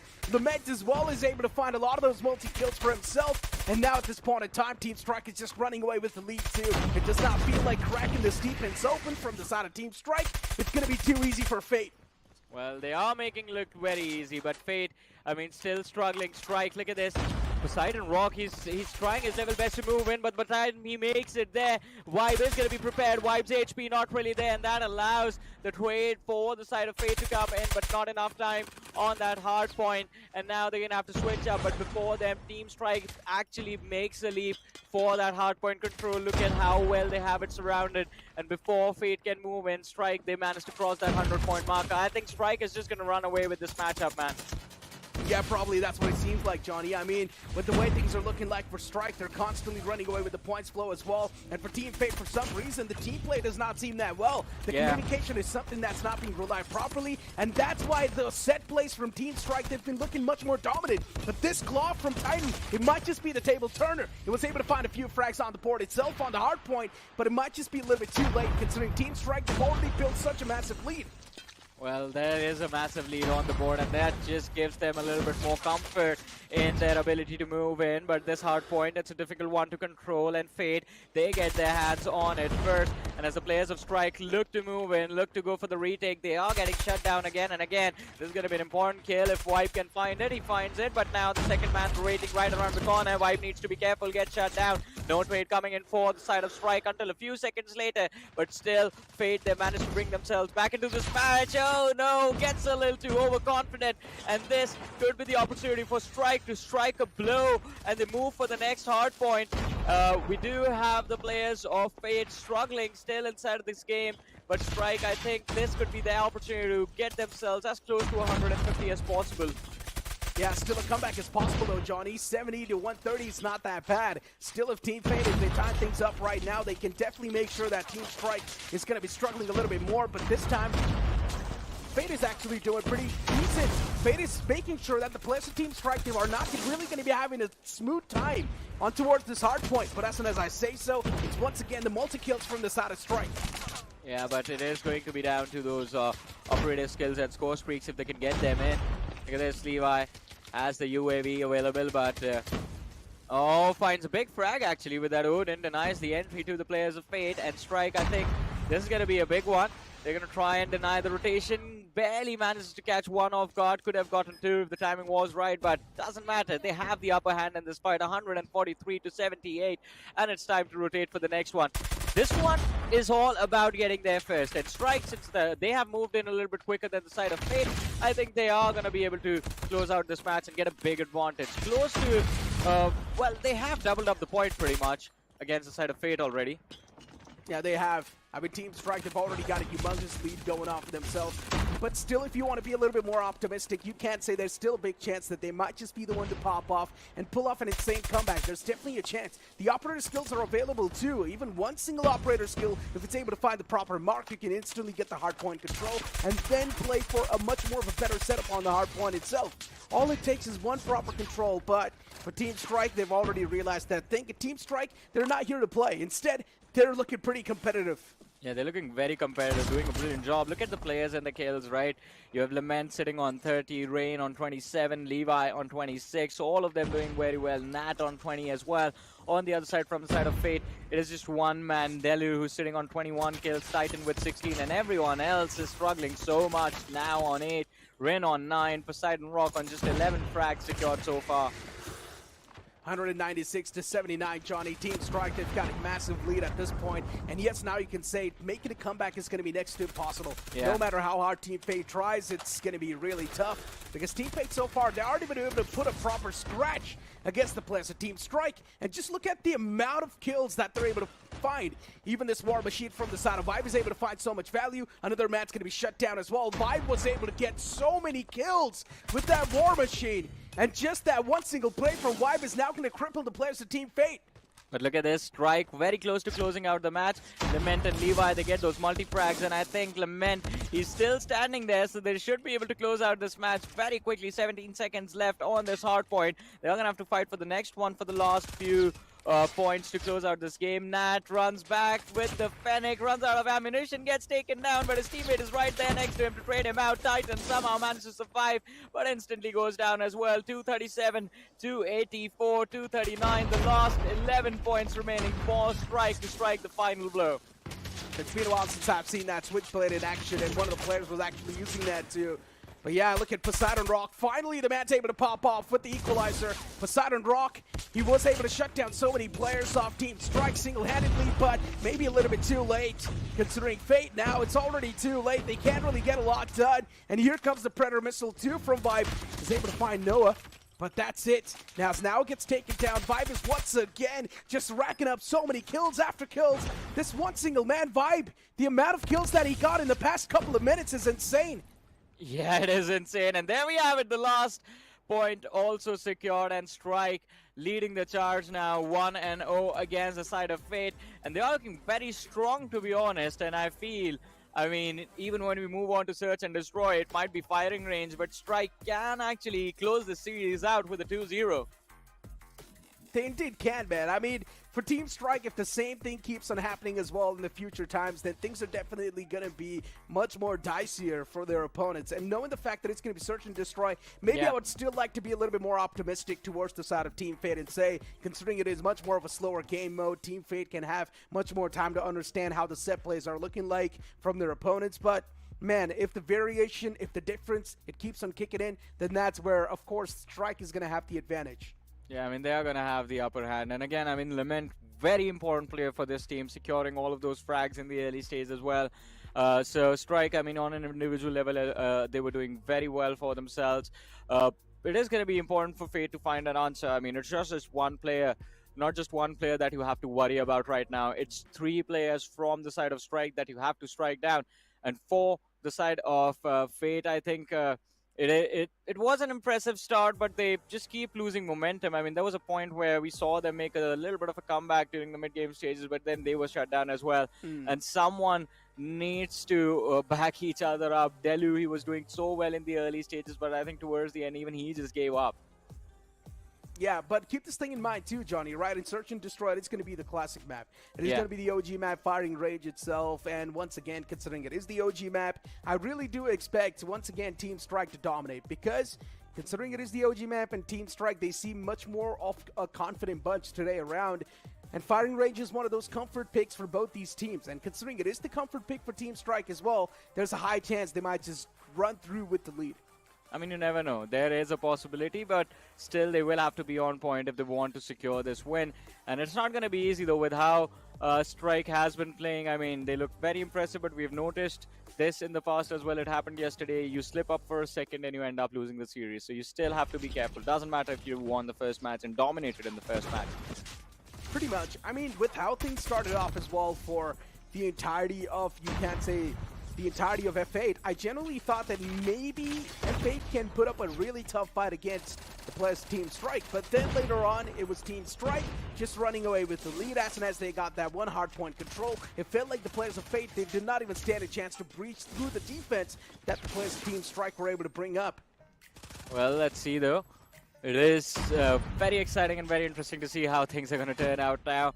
I mean, there was a lot of hope from the side of Fate, but unfortunately not really being able to capitalize on anything inside of this game. And Strike, I think the team synergy as well from the side of Strike looked very good, because you look at these highlights and again focusing on the map, they were rotating on time, they were rotating together, everyone was backing each other up, no one was allowing Fate to get those free kills, and as long as you're not giving away kills for free, you are going to be able to control the map. And look at that, 3 players over 30 kills. The worst performing player has more kills than the best performing player from the side of Team Fate. Yeah, I mean, for Team Fate in general, you can't say everyone tried their best, but unfortunately, Team Fate, they were just not enough. Their best was not enough. For Team Strike, you clearly saw the difference between the number as well, right? For Team Strike, it's like the players were getting multi-kills after multi-kills. Just that one single man, he was able to find so many kills on the point itself. I'm speaking of Levi there, Johnny. Levi was able to pop off on all the other margins, and even Vibes was doing such a great job. Yeah. I mean, he was doing a brilliant job. Vibes, I mean, we saw in the highlights as well at one point, just standing on that first floor, was able to protect the hard point for a long time until eventually 2 players came, one dropped him low, he picked him off, then got traded out because he did not really have the HP to even go for a fight over there. That's the only way it was going to work out for the side of Fate. But again, Search and Destroy, the next mode, it's completely different. No respawns, you go down, you wait for the next round. So again, if Fate just focus on the tacticality, there will be an opportunity for them to actually make a comeback into this series. But Strike, just on that firepower, there is a potential that they can walk away with a win as well. So again, still up for grabs the series. Let's see how the next mode is going to turn out. It's going to be very important. Strike needs to do what NS did in the previous matchup in Search and Destroy, right? Pretty much try and copy-paste that on the map of Firing Rage. Be pretty aggressive. Do not let the opponents think what you're actually cooking up. And that's where NS Esports was able to bring that suspense in their own playstyle, and they were able to catch their opponents pretty off guard. And maybe that's going to be the similar playstyle Team Strike as well needs to pull up.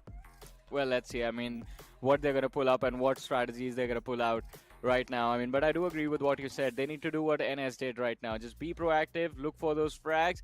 But at the same time, if you end up overextending, then you're going to give Fate the opportunity to get those early kills. And again, it is Search and Destroy, all about those early frags, all about getting those trades if you get those early frags in. So very important for the team to try and be extremely careful, and it also depends which side you are going to start on. For Strike, I think they are going to wish that they start on that defensive side, get as many rounds as possible. 3 to 4 rounds on the defensive side will definitely do them good. For the side of Fate Esports, they have to be as aggressive as they can be, because it's either make it or break it right now. They lose, they get eliminated, they win, they're still in the fight for survival. But here we go, Johnny. Search and Destroy is going to be on the way. Firing Rage is already booted up on the screen. For Fate, the only thing they're going to be hoping is that at least they're able to secure some dominating rounds in the first half itself, so that later on in the second half, maybe they can try and tighten things up a little bit more. Before Team Strike, they've already kicked things off on the aggressive note. It's Rain taking the fight up close and personal. Oh, but the trade comes in. It's down to a 4v4. But no, Nat also getting shut down. Strike too aggressive over there. Titan as well finds one more. And Fate, they have the upper hand. Levi comes in with the trade. It's down to a 1 versus 2. Vibe, he's the last man surviving with that sniper. What a quick scope! That was an insane frag. Brings it down to a 1v1. And especially with the bomb being dropped inside that container, it's going to be interesting to see, can the players of Fate recover? Vibe moving in. Poseidon, he's prepared. Vibe misses out on the opposing player. And Poseidon strikes the first round in the hands of Fate. All the self-doubts now might just start to fade away for Team Fate, and that's a great thing. Fate on the defense, they've actually showcased what they're capable of as they get the first round on the board. But keep this thing in mind, Johnny, the same start was also there in the hard point as well.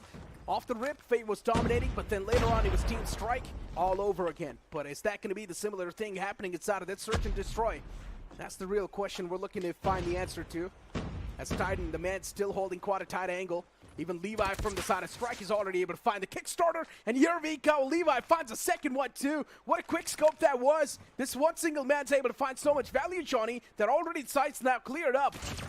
Well, let's see. It is going to be the side cleared up. 3 versus 2. Strike on the attack.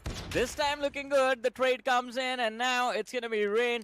Again, the last player surviving against Lament and Levi. This could be a round trade-off, spotted out and shut down as Lament with that Fennec finds the frag. 1-1 on the overall scoreboard. And Strike, I think, since they start off on this attack side, they have to make sure that they do not give Fate more than 2 rounds. That's not a good thing for Team Fate, Johnny. Team Fate, they needed the second round as well just to put in that mental barrier against the players of Team Strike. But now that Team Strike is once again getting the second round in their hands, that means that's where they gain the mental edge over Team Fate. And for Team Fate, they're going to start to struggle. All those self-doubts, they're going to start to erupt once again in their minds. And this is exactly what you're looking for if you're Team Strike. Team Fate, though, this time around, they're taking things much more cautiously, much more slower. And that's where Team Strike is now starting to struggle, because Team Strike, they're not able to find the first strike they're looking for. Let's see. Oh, what a shot! Not shut down instantly. Wanted to Strike. At least that's what he wanted to work with. And Fate down to their last 2 players, Titan and Poseidon, all that are left. Poseidon, no HP to work with. Here comes the back, but he moves in a little too quick, and the timing of that free take completely off. Another round given away to Team Strike, and Strike again very quick with their side take at the bomb plant. And of course, very proactive in shutting down the free take as well. Yeah, for Fate, now that they lose out of 2 rounds back to back, this is where they lose the momentum as well, or at least that's what we think. And it's going to be tough to find that recovery. Team Strike exactly what they needed. Team Strike is actually able to take the battles. They're able to find the openers too. And for Team Fate, even if they do find the opener, they're somehow choking up the duels. And this is exactly what I'm speaking of. Rain, what a return that was, as he gets shut down instantly by Delu, but even Delu gets instantly knocked back by Lament. And this is going to be the site control the players of Team Strike were looking for. The site's already back in their hands, and here comes the plant. Completely cleaning out the site before they get the plant in. I think this is a brilliant strategy, and of course their firepower actually helping them execute this strategy as well. Vibe, look at him. He's just hiding next to the plant itself, not really allowing an opportunity. What a shot! Poseidon! That is scary, man. Vibes is going to be shut down, but sets his teammates up for a trade. 3-2-1. I don't think Fate is going to get another round in the bag.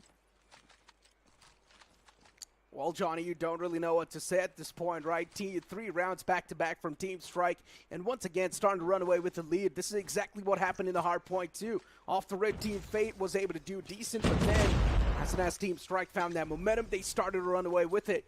And now it feels like the history is starting to repeat itself. Fate, it's a big panic now starting to set in, but amongst the players, as Team Strike, they're constantly able to win those duels, and that's something that's playing in a big-time favor for them. And here comes another duel on the board, and what just happened? Lament somehow outgunned Rain over there. And Fate, they're not able to win the duels that they're supposed to. These are easy duels that they're losing. I mean, then this could have been a clean round, but Levi gets shut down. And Lament, that was impressive. Just slides right in his face. And luckily for the player in his face, I think it was Delu who ADS'd as well. So just loses vision, loses track. Lament, look at him. Was running out into the open with a melee, but finally realizes, oh, this man is not on my team. 4-1 though. Strike. I think Fate is just lost now, Necro. Small little errors, no communication between the two sides. Both of the players inside of that container just completely shut down by a single man and did not have an answer for him as well. Johnny, this is the time where Team Fate needs to do something. If they lose out in this round as well, we already know what the course is going to be. A 2-0 from the side of Team Strike, and it's something none of us saw coming. Team Fate choking things up big time. And here we go. Just look at Strike. I'm just loving the trade potential from this team. It's insane. Every single time they've got each other's back, even if one of the men gets taken down, you would instantly see the cavalry arrive. And Raid, he also delivers that final blow. And that's going to be 5-1 as we switch the sides. And now it's going to be the opposite things happening. Team Strike on the defense and Fate on the attack. And I'm pretty sure on the defense as well. Team Strike, they're going to take it up close and personal. Well, let's see. Strike on defense, as you mentioned, they are going to be a little bit more proactive, and look at them moving on the map. They're getting very aggressive towards A. They know, and they have a lot of information that the players of Fate are going to be moving towards B, and not just that, they find those two early frags as well. To the advantage, clearly in the favor of Strike. And what was that whiff? Nat, he was not supposed to survive over there, and yet finds the frag, and well, even before I finish my sentence, the round is over. Fate, another loss on the board. Strike, one round away from closing out Search and Destroy, and also this series. I think we know what Fate holds for Fate, Johnny. Yeah. It is done. 7-1 pretty much is going to be the scoreline. At least that's what it looks like. If we do see a reverse sweep, though, now that would be a comeback and a half. Something that would be written down in the history, but we're asking for too much here. Delu is able to find the first opener, so maybe that's a good thing. That can be a bit of that pressure subsider, but Delu is able to find the second one too, and that's hits down. But Levi is able to reply back on a great note. It's 3-3, or actually 3-4. Fate, they've got the man advantage, so that's a great thing. And now Vibes is still holding that angle with the sniper. He wins the first shot. He wants to go for the quick scope as well. And what am I watching? Now miss so many shots that now Levi instantly swings back to action. And even Levi is able to find some insane amount of value. And Vibes is there with the closure. What just happened there? Now could have been the one to equalize things, but unfortunately, he whiffed big time.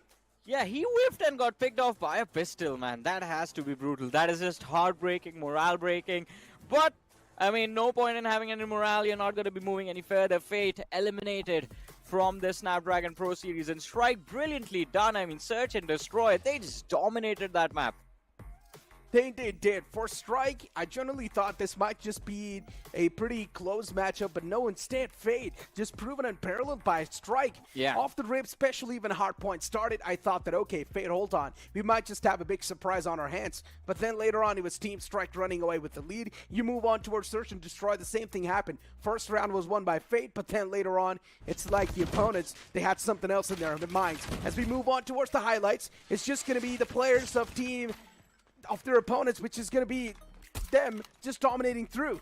Well, it was very impressive. Completely one-sided, but very impressive from the side of Strike. I had a little bit more hope from the side of Fate for Search and Destroy, but I think apart from that first round, Strike, as soon as they realized, like, all right, guys, why are we playing slow? We know we have better firepower than them. Our players are a little bit better. Let's just run them over.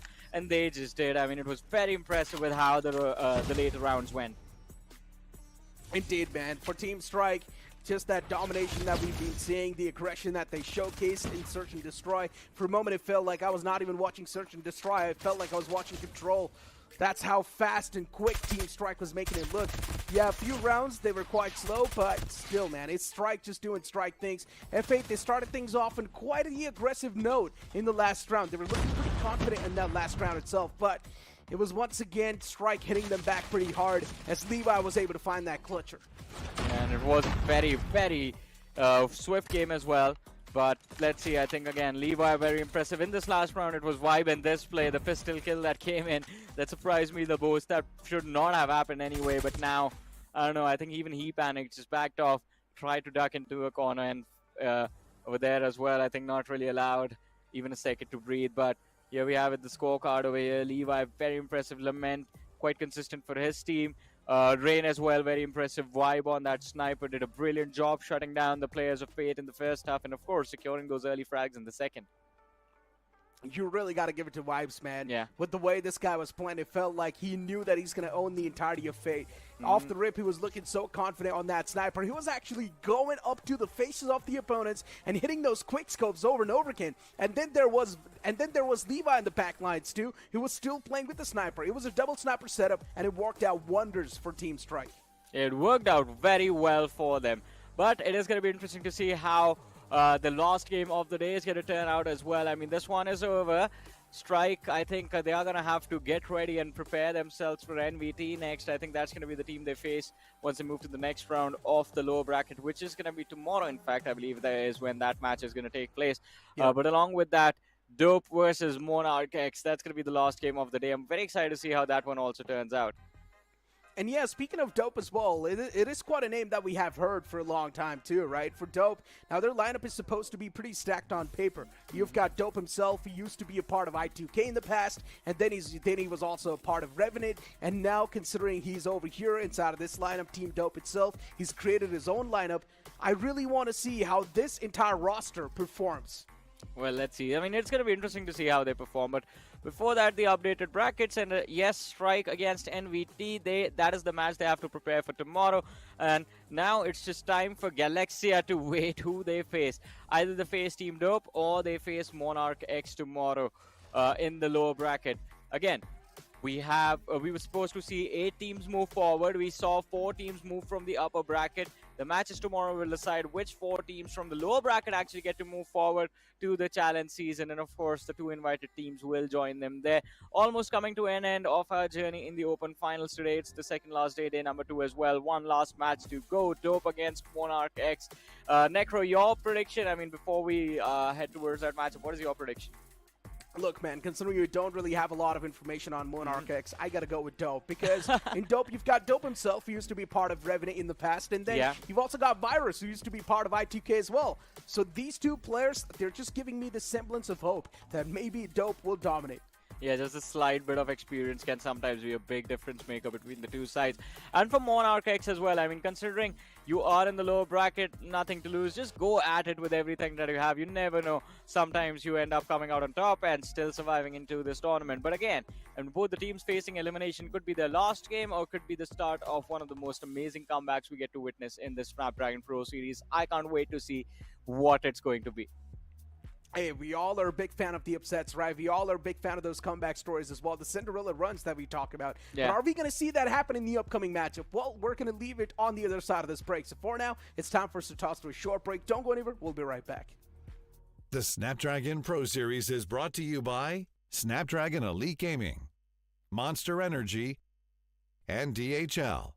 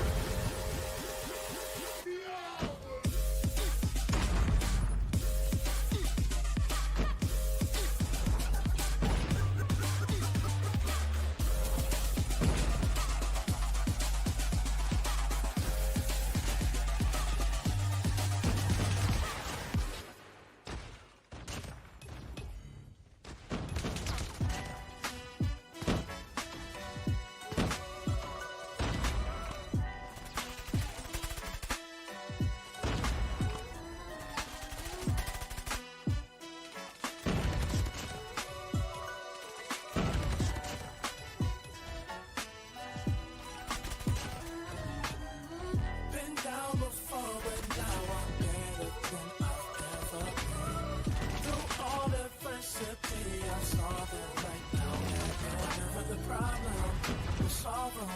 Get it through together, it'll be all love, and it's all good.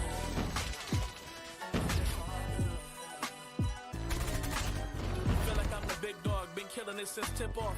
Come with it or stay home, the people gon' feel ripped off. It's only major leaguers in the office. If you giving half of an effort around the rest of us, you'll make it awkward. I'm about that action, not the one you talk with. You better hope I'm not the one your coach gon' have you out here really guarded.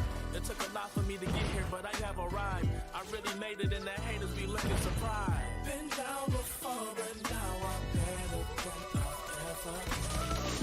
Through all adversity, I solve it right now and whatever the problem, we'll solve them. Make it through together, it'll be all love, and it's all good. Yeah. Okay. They say pressure makes diamonds. That's what I align with, cause the journey I've been climbing is riddled with perfect timing. I'm in a different mode when I've been trying to get it. To even get a chance to compete is a form of winning. I mean, what's the point of playing if we ain't striving for greatness? I feel a sense of pride with every play that I'm making. To the top of the world when I came for the basement. Boy, I'm the one and not the two, so don't get it mistaken.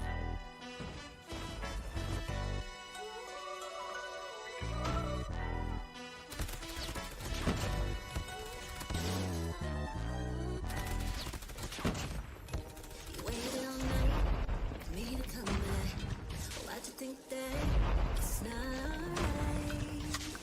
Told you that I'm not that type. Didn't mean to get you so excited.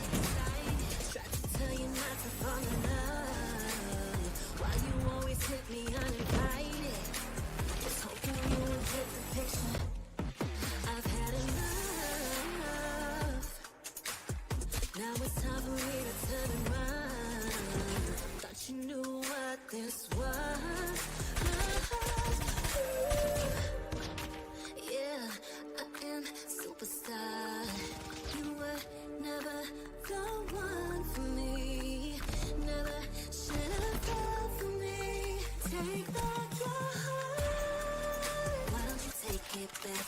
You never had a chance. I'm gonna take back the one heart. Just till I had enough of us. I'm the babe, I'm on my own. It's in the face, just let it go.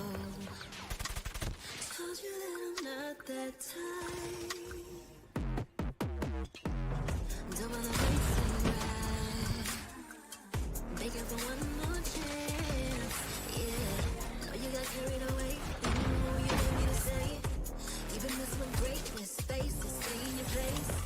I was stuck in the place, then you got in the way. All the love that we made, got me stuck in the rain. Got no time to stay here and say goodbye. Yeah, I am superstar.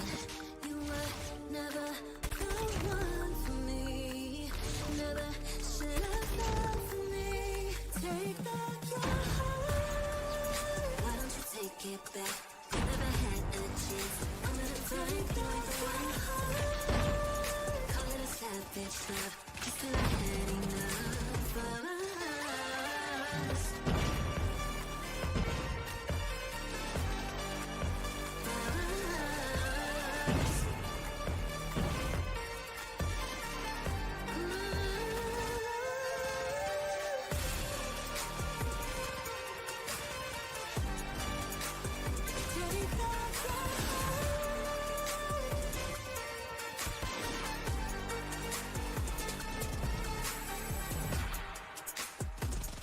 Yeah.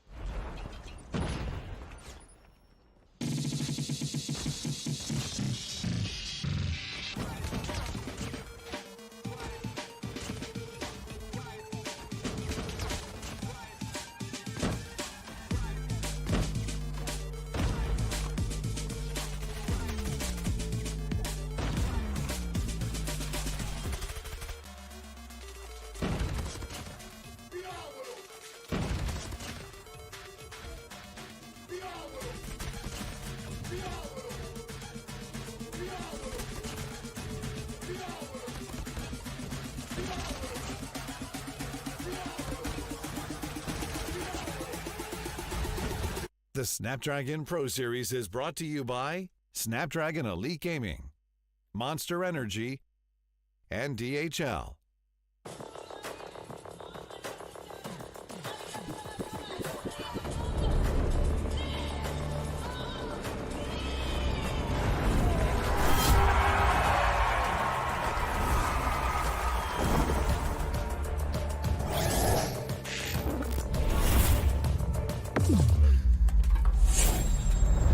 Let the weak melt away! Killing spree! Got easy. Let's take the kill back. Run time, baby.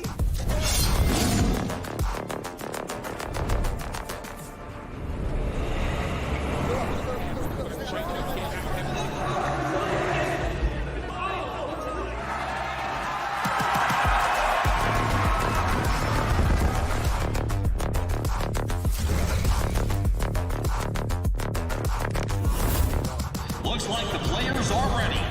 Here we go!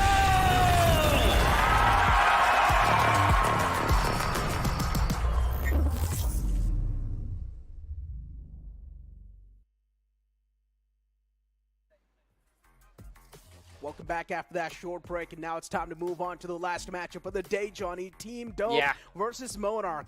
And now for Team Dope, I generally think so. They might just have the upper edge, considering they've got a little bit of that experience underneath the belt. Yeah, it's going to be interesting to see how things turn out. And as you mentioned, Team Dope, some experience under their belt. I think same goes for MonarchX Esports as well. But again, facing off in a new season against each other for the first time, things are going to get extremely interesting. And with how the rest of the day has turned out, this match as well could be completely one-sided. You never know. It could be Team Dope just running away with the lead, right? Considering they've got a lot of that experience. And both the players that are currently playing underneath this banner, right? They have been performing so well in the past as well. But enough talks about Dope. Let's move on towards MonarchX Esports. You've got Zinc, Supreme, Tronzi as well inside of this entire roster. You've also got Washed Carito and Roach. Now, for MonarchX Esports, being the newer faces on the block, there's always going to be a lot of those mental aspects, those jitters that they're going to be facing off. And that's where the advantage is now a little bit stacked on the favor of Team Dope, because these two experienced players, they can lead the team in much more of a better manner. Exactly, but they still have to be extremely careful and cautious with how things turn out. But let's have a look at the roster for Team Dope. We have Dope, Antivirus, Fallen, Warlord, and WeG inside of this team. And again, it's going to be interesting to see how things turn out. As you mentioned, Dope coming in from a big team. You have Antivirus as well. We have seen him in the past. It's going to be interesting to see what this team can actually pull off today.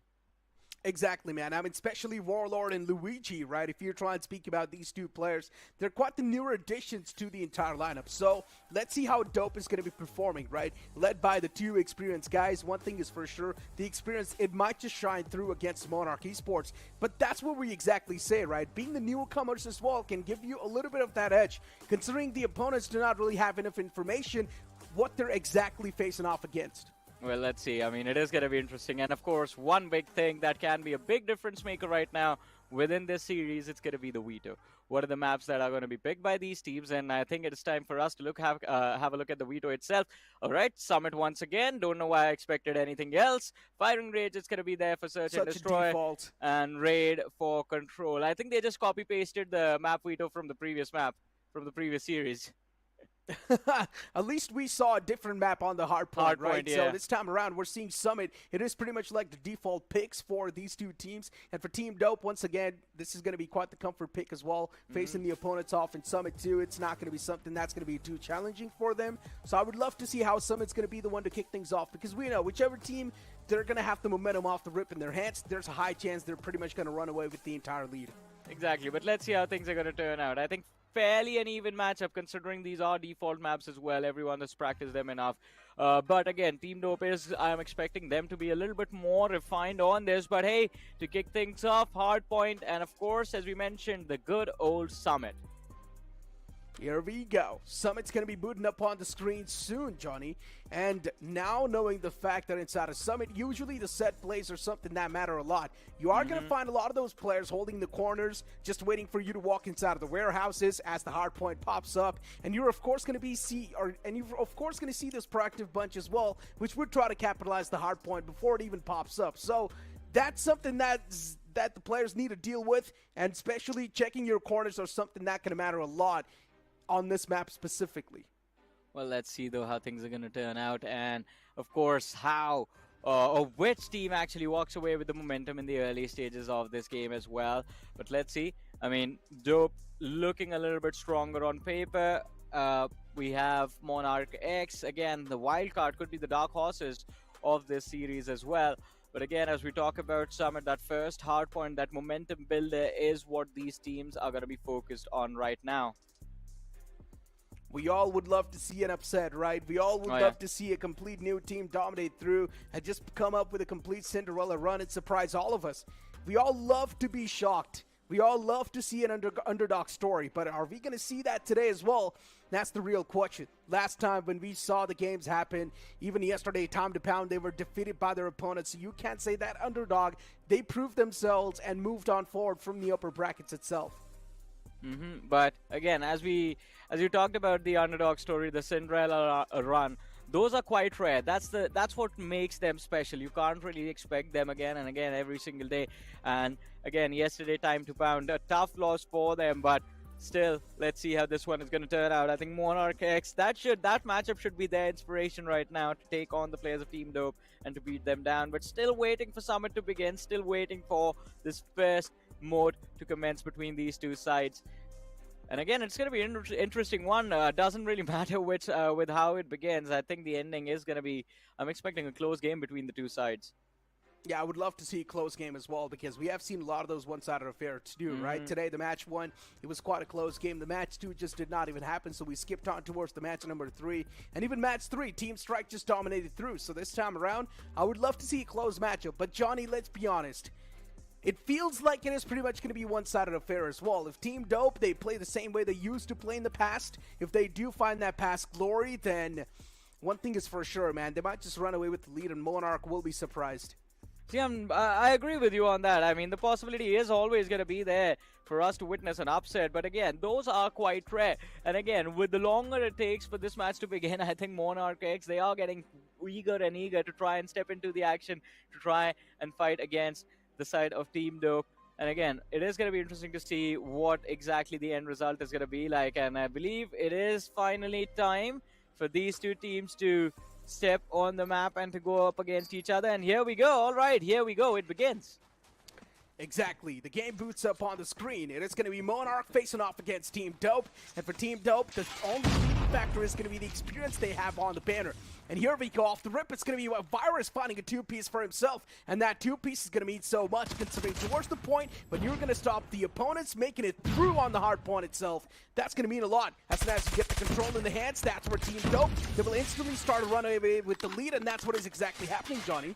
Well, they are very impressive in the start to kick things off, but as expected, Team Dope in control, and well, there it is. PC finds the important frag, VG chiming in, and all of a sudden MonarchX, they are struggling to fight for any control in this first hardpoint. VG has a lot of support from his teammates, and the players of MonarchX just running in completely blind. That's not how it's going to work out for them. Supreme finds a big frag, but still struggling to survive for even a single second on that hardpoint. It's not looking too good for them, Johnny, I'm not gonna lie. For MonarchX, just stuck on those 10 points, while Team Dope, they're constantly getting that points flow as well. The only good friend is gonna be the upcoming hard point that's gonna pop up. But it feels like Team Dope, they've already realized the same thing as well, and Team Dope's on the move as well. For Team Dope, the only way you can try and stop them is during the rotations itself, and maybe go for the hard point control early on. Hunter Killer Drone was out as well, but nothing found with that, as Ashavirus does find Supreme eventually. Well, let's see. 41-30, MonarchX opportunity still there for them to actually react and catch up to Team Dope in the early stages. But hey, those score streaks are coming in, and they are just making it more difficult for the side of Team MonarchX to react. Zinx with that spray and Fallen. He's going to make sure that Zinx hits the floor. Fallen, another one in the front of him. He's going to wait and try and see if he can find that frag for his team. But again, it's 65-13. The counter for Team Dope, it just keeps going up and up. Yeah, Johnny, for Team Dope, it's looking way too easy. Even the shotguns are able to find so much value. Dope himself with this R9 that he's got. He's able to find so many kills back to back. If the players of Dope are not being spotted and taken down eventually, this is where Dope might just run away with the humongous lead that they've already garnered. But even Monarch, hold on. The point was now taken down to 14, but for Monarch, still the difference is way too big. As now they're looking forward to breach in the upcoming hard point as well, but unfortunately, Monarch is not able to clear the angles properly. Even though Sparrow is able to find some decent amount of value, even Antivirus is able to get so much done with the Purifier. Well, it is going to be interesting. Tronzy, though, finds at least tries to find one frag for his team, and all of a sudden, MonarchX, they are starting to rack up those kills, but Dope, they already have a big advantage to work with, and going for this hard point, this is going to be a difficult job. Zings catches one off guard, but instantly goes down to that Sparrow coming in from Dope in peace himself. Oh my God. And he's going to go big, looking for the second, looking for the third, gets shut down, but now we are seeing the struggle. Dope, they have a 100-point lead in this game already, and I don't think this team is going to slow down anytime soon. Yeah, for Monarch, it feels like the lead is lost and even the game is lost. That's what the entire indication seems like, but you never know. Maybe Monarch, they can instantly start a hit back to place a Team Dope, and that can be the major table turner we all are waiting for. 21 points on the board for Monarch and Team Dope. They've got 128. Yeah, at this point in time, the lead is getting way too humongous. And if the players of Monarch do want to make a comeback happen, right now is going to be the time where they start a hit back. If this time they miss, it's done for. Team Dope is pretty much going to run away with the lead. And also this map on the hard point itself. Fnatic up close and personal from Roach, as he's constantly making that approach towards this warehouse. And as soon as the players of Team Dope, they get the control of this warehouse in their hands, it's going to be tough for Monarch to breach through. Yeah, especially with that EMP going off, he couldn't do much. But look at this, the War Machine on to fall, and he's going to shut down them. Shut down the players from MonarchX in bundles to multiple players all together. But look at this, Supreme, he's moving in with the Time 19. Instantly shut down. I don't even see the players of MonarchX alive for more than a second. You see them and they instantly vanish. 167 to 21. MonarchX, this is just a beatdown that's happening to them. I mean, you talk about that and just look at the kill feed. MonarchX is barely visible. I mean, they are visible, but on the receiving side of things, and that's not a good thing for MonarchX. They're not even able to win the duels that they're taking against the players of Team Dope, and that's where Team Dope, they're constantly able to get the advantage on the hard points as well. If they're not able to win the duel, how are you supposed to get the control of the hard point in your hands? And that's something MonarchX needs to realize. Yeah. In general, the firepower as well, it seems a little bit lacking, and for Team Dope, everything seems on point. Exactly, I mean, Team Dope, they're getting those kills again and again, and MonarchX struggling even in securing those kills, so they aren't able to survive, they aren't able to stay alive, and hence, no control of the hard point. 199, 200 to 25. This is just way too big, and it's going to be close to a 200-point advantage right now, Team Dope. This is just one-sided domination. Dope in peace. He's going to look for the second. His teammates show up. Zing still surviving for a few extra seconds. Doesn't seem to matter. Team Dope once again in control. 20 seconds remain for this hard point. I don't think they're going to be able to close out the game on this hard point, maybe on the next one, but they have to move in for the control of that one. Even before the players of MonarchX, they need to end this game as quickly as possible. Yeah, one thing is for sure, though, Johnny, the experience is making a big difference, and now the Purifier, once again, in the hands of Antivirus, is looking to purify a few more souls. This man is looking at unstoppable. Antivirus has been able to get so many kills for his team. Even Dope with that shotgun, dude, he's been unstoppable. Dope is able to find so much value, too, on the point. This man is just sliding through in the opponent's faces, and the opponents, they've got no reply to that. And you've also got the equalizers being pulled out by Warlord, and even he's able to get so much done. Antivirus too. I mean, in general for Team Dope, it's like every single player is just feeling the groove right now. Well, let's see, though. I mean, it is going to be interesting. 250 to 27. Just a complete one-sided beatdown. You call it a thrashing, but that has to be heartbreaking as well, man. I don't know how you bounce back from this if you're MonarchX Esports. And for Team Dope, this is what you call a confidence booster. This will give them such an amazing position to play from once they move on to search and destroy. And that too, on to firing range. I mean, they are going to be in their comfort zone. I would love to be optimistic here, Johnny, but with that beatdown that we saw on Hardpoint, it's really tough for me to be optimistic, especially with what Team Dope just pulled off against Monarch. And now for Monarch, even they move on towards the firing range map. We know it's quite the OG map as well, and that's where the OGs, they might just prevail. Yeah, I think they are going to prevail indeed. With what we saw, I think it's going to be what we witnessed from Team Strike itself. I think MonarchX can walk away with one round, but after that, it's going to be the Maybe raw. Not even one. Yeah, I mean, I'm gonna be hopeful they walk away with one at least. It's search and destroy somehow. Even if all of you just pile onto the opposing team, and they are on defense, you are on attack, you can steal one round. I think we have to give them at least one round, Necro. I mean, with how the game was, Johnny, it felt like the players of Monarch, they had blindfolds on their eyes. And they were not even able to spot the players of Team Dope. They were blindly just walking inside of the sites. The hard point was being contested by the players of Team Dope. They were playing with a proper set fire too, and this is what I'm exactly talking about. Look at Supreme. The man did not even check his corner before sliding inside of that door. Yeah, they just kept going in and just kept dying to the side of Team Dope. But Dope also took full advantage of that. But as I was saying, I think Dope should be able to strike down and shut down the side of MonarchX completely onto Search and Destroy as well. But again, Search and Destroy, things can get very complicated. If Dope gets a little overconfident, they start lacking, then maybe they can take a loss. That's the only way they lose, overconfidence. You keep talking about the highlights. Now, usually we're supposed to see a mix of both of the two teams. Yeah. But over here, all I'm seeing is Team Dope, man. Dope popping off with a shotgun. Then he also had his teammate Virus doing so much with the operator skills that he was able to pull off this purifier play. It was insane. And then later on, too, Virus did not stop over there. Even he was Warlord and Luigi with the Annihilator. And Warlord with the Equalizer was able to find a lot of value, too. In general, for Team Dope, as we know, they have shred through the opponents. They have dominated, stomped them, call it whatever you want to call, but the scoreline says it all. Yeah, I mean, the best performing player from the side of MonarchX with just 13 kills. That is not going to cut it in any mode. So, again, a big step up needed from MonarchX if they want to stay alive in this tournament. Otherwise, their dreams are going to come to a crashing end.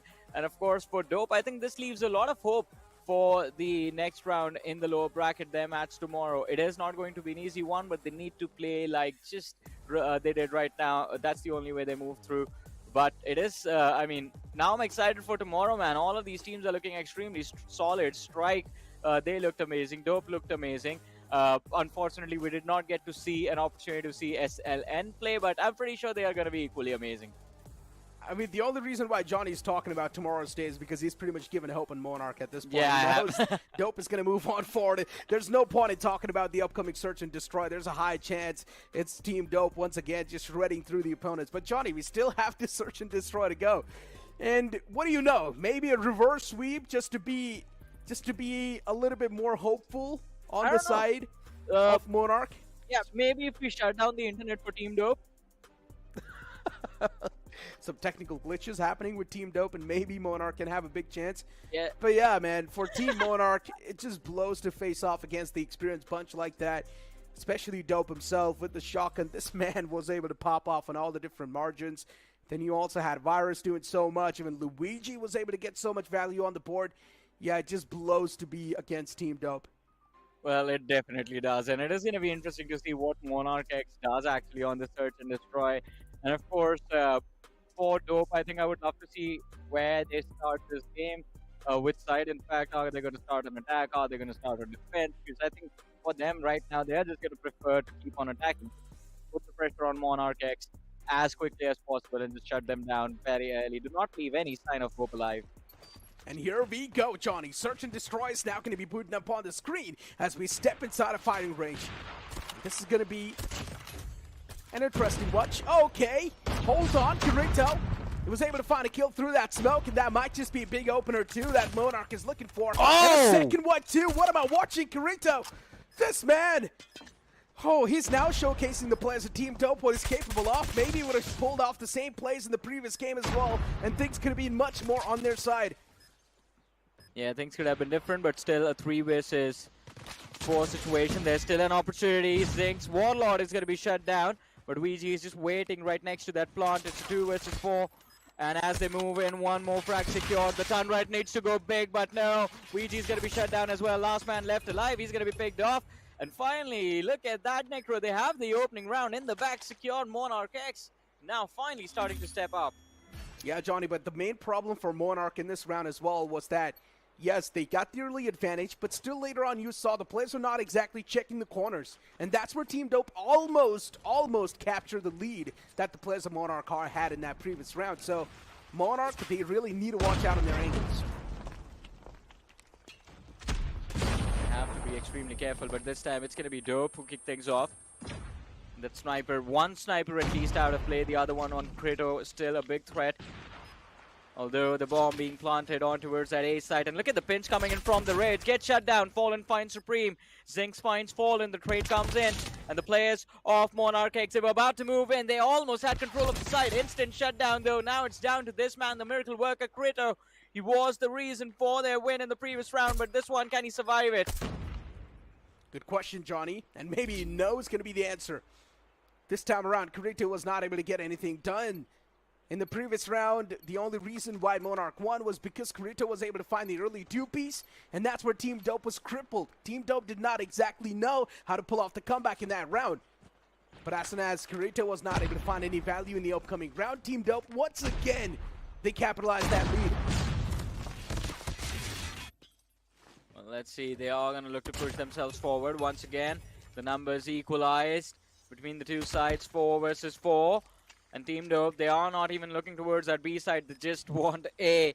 Again, the bomb planted and the pressure on the players of MonarchX. But Tronzy, with that frag, relieves some of it, gives his team the man advantage to work with. Slowly and steadily moving towards the side. They know there's a man hiding inside of this container. They need to clear that position out. But Warlord with an important kill. And now the defuse coming in. The defuse needs to be shut down. And they get it. The defuse, they stick through. 2-1 Monarchs. What a steal. What am I even watching? Team Dope. This is just overconfidence, Johnny. There's no way Team Dope is choking this way. The smoke came through. The man went for the defuse as well. Came out on top with that ninja defuse. That's crazy if you think about it. MonarchX Esports. Now this is where they're going to start facing real troubles. And this is where the players of Team Dope are going to tie things up even more, because they realize they have faced a bit of that embarrassment in the previous round, and they do not want to face it once again. Let's see. 4 versus 5, MonarchX. Again, a do-or-die moment for them. Oh, too close. Just sneaks underneath that scope and finds an important frag. Krito shut down. Tronzy, though, gets a trade. The numbers advantage still in the favor of Team Dope. It gets taken away. Bomb planted. Warlord needs to be careful. He needs to try and pinch the players of MonarchX as quickly as possible. 30 seconds left for MonarchX to move in and go for the defuse. Here comes the push, Johnny, from Supreme, but what a drop shot that was from Fallen. With the PKM in his hands, and now Fallen is still looking to light things up even more. He does exactly know where the opponents have placed his wall up close and personal. It's Fallen to come out on top as he shuts down Tronzy. And still from that same angle, it's going to be another man approaching. And Roach shuts down Fallen as well. For Team Dope, that's not a great news. Roach is going for the stick onto the defuse. Let's see if he's going to find that through, and the answer is going to be no. This time, Luigi says no. Well, let's see. 2-2. Dope again bring themselves back into this match. And again, I think it is going to be this attacking side where Dope, they need to capitalize. Because with how Krito and Tronzy have started to step things up, I think on defense, things are just going to get a little bit more complicated. But let's see. Oh, that's a close angle. Gets checked. This time moving towards the B side, but Krito finds the opener. He's going to look for the second. Gets shut down instantly. And they have the side control this time, taking the advantage and pressing it even further. All I can say, it's looking too easy for Dope at this point. For Team Dope, yeah, the previous round was something that set the momentum. And now, look at Team Dope. They're looking so confident. The man's got the LMG in his hands, PKM. And he's now going to be engaging against Supreme anytime soon. Here comes the shot. The man's taken down way too low, scratched up and bruised up. But even Tronzy gets spotted. A few shots missed from Tronzy, and that could have been the lifesaver. But unfortunately, the connections, they're missed out. Last man left alive, Supreme. 1 versus 2, and look at Weezy. He's just walking around with that automatic pistol. They don't even want to wait for him to come towards them. They are just looking to hunt him down. And there it is. 3-2. Dope. They get the shutdown. Nicely done as well. I think the danger man, as soon as Krito goes down, the round swings in the favor of Team Dope, and even they realize that right now. Yeah, they indeed do. For Team Dope, getting 3 rounds on the board, snatching that lead away from Monarch, establishing the comeback inside of Search and Destroy. But even Supreme, he says that I'm not going to be far behind too. Fallen takes it up close and personal. This time, though, it will be Roach to come out on top. Inside of the site, it's still now vacant. There is Roach. This one single man is starting to make things really dicey for the side of Team Dope. But eventually, even Roach gets snuffed out. And even Luigi from the back lines is now starting to do some serious amount of damage. Well, let's see. Kronzi, 1 versus 3. The bomb going down. He lobs out a nade to try and get that pick, and he does, but instantly makes the mistake of moving forward, gets shut down, and it's going to be 4-2. Now the side switch. Dope, they're going to be on defense. Monarch, they're going to have to switch things up on attack, but as I said, Krito and Tronzi, they've been very impressive in this search and destroy, so it's going to be down to them. Can they find the opportunity for their team, the openers, and help them secure a few extra rounds? 4-2. Monarch still in this fight, I have to say. Oh, well, maybe not anymore as Zinx gets shut down. And even once again, the boys are ready. They've already got the set of plays. They know each other's places too. They're holding the crossfires, and now, for some reason, it seems like for Monarch to get the side back in their hands, it's going to be much more tougher. This time, Team Dope is playing it pretty disciplined, I'm not going to lie.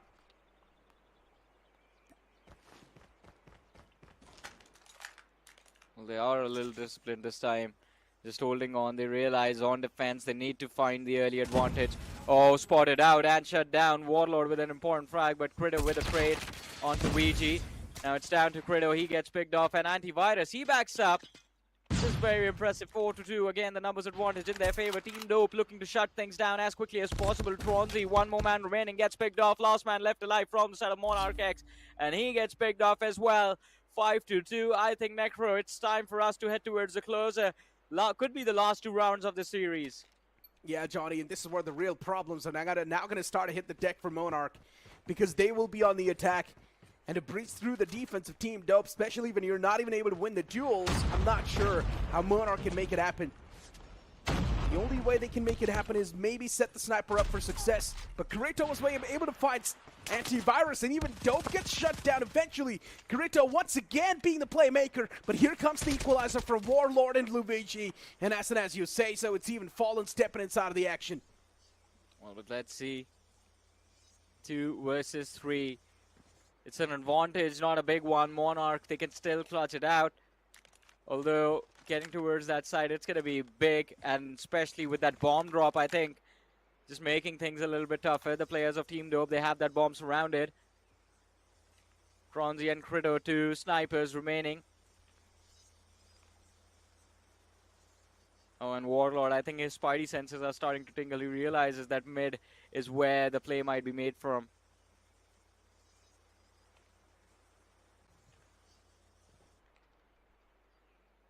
Fallen. Slow and steady approach. And here we go. Finally, the silence is now broken.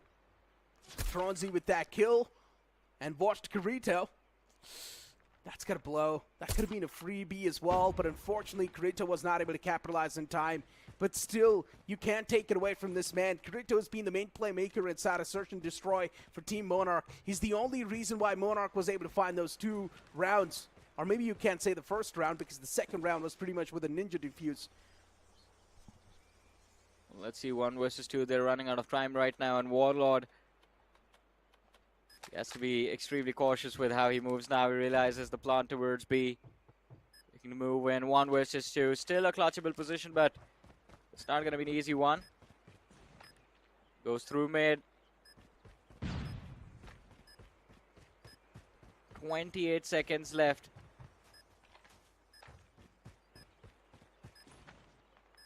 Right, gets the Fennec. For some reason. Just wanted to change the loadout. He wanted both the weapons, the sniper for that 1-shot, 1-kill potential, and the Fennec, because he knows he will have to instantly switch and try to find those frags, but he has wasted too much time now. No time left. Look at this. Finds the first frag, but 4 seconds remaining. Can't really do anything after this. It's over. 5-3. MonarchX. They somehow managed to stay alive in this game. I'm not even sure he wrapped all the way in the back lines to get his hands on the better weaponry, but still, I'm not even sure what just happened there. Team Dope, there could have been a chance that they could have came out on top, but a lot of that time was wasted. That 1v2 could have actually came through. It's quite unfortunate that it just happened, but 5-3 is going to be the scoreline for now for Team Dope.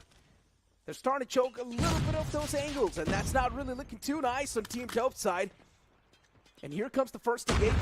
That's going to be Roach following it up in a pretty good fashion as the first man gets struck down, and now Tronzy as well is looking to just back away from this entire aspect. And this is where a little bit of that fake might just catch the players of Team Dope off guard.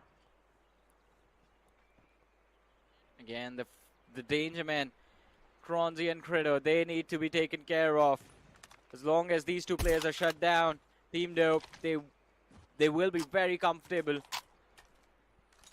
inside of this game. 4 versus 5, looking to slow things down. The trade comes in as Ouija finds an important frag for his team. Oh, and the second as well. Both the individuals taken off the board, and things now not looking good for the side of MonarchX. Look at this. Instantly the round swings in the favor of Team Dope, and one after the other, MonarchX, they're falling left, right, and center. Yeah, the pieces on the side, they just keep falling down, and for Team Dope, exactly what they're looking for. One more round to go as Team Dope, they might just seal the deal inside of the series in a 2-0 fashion. If that does happen, today's day has been pretty one-sided, man. Team Strike in the second matchup. Now Team Dope over here in the third one. Quite a quick day, I'm not going to lie. But yeah, for Team Dope, still one more round is needed. And that's where Kirito is going to be a big spanner in the works for them. As Team Dope still struggling to find something. But that's where Antivirus comes up with a glimmer of hope on the Supreme. Oh, this is going to be big. 2 players down, 3 versus 4. They have the advantage, but Tronzy now, look at the amount of pressure that's being put upon him. 3 players right in his face. Tronzy still somehow surviving. Warlord shuts him down. Dope, he gets raided out. And now it's down to Credo. He gets picked off 7-3. There it is, the closer coming in from Team Dope. MonarchX, they have to just bite the dust now. Eliminated from the game and the series and the Snapdragon Pro Series as well. 2-0, a quick 2-0 coming in from Team Dope. Although it was an intense search and destroy, I'm not going to lie. I mean, Tronzy and Kirito, they played very well in this series.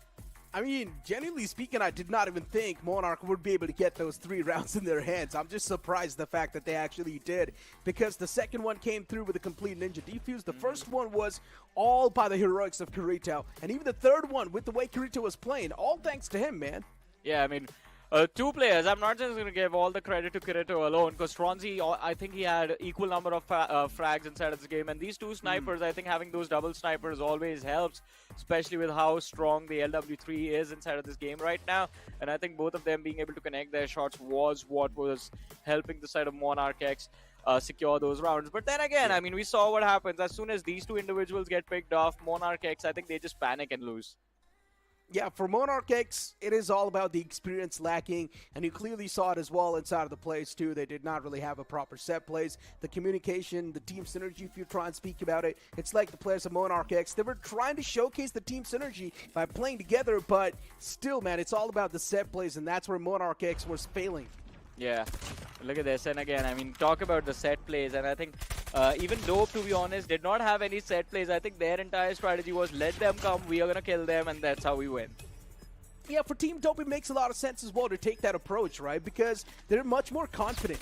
And Team Dope, somewhere down line in the back of their head as well, they knew that they're going to win the game. So that's why Team Dope, they were not exactly playing with the fullest potential in this S&D. But for the side of MonarchX, they needed the team communication and synergy on point. The set plays that they were trying to execute, they failed.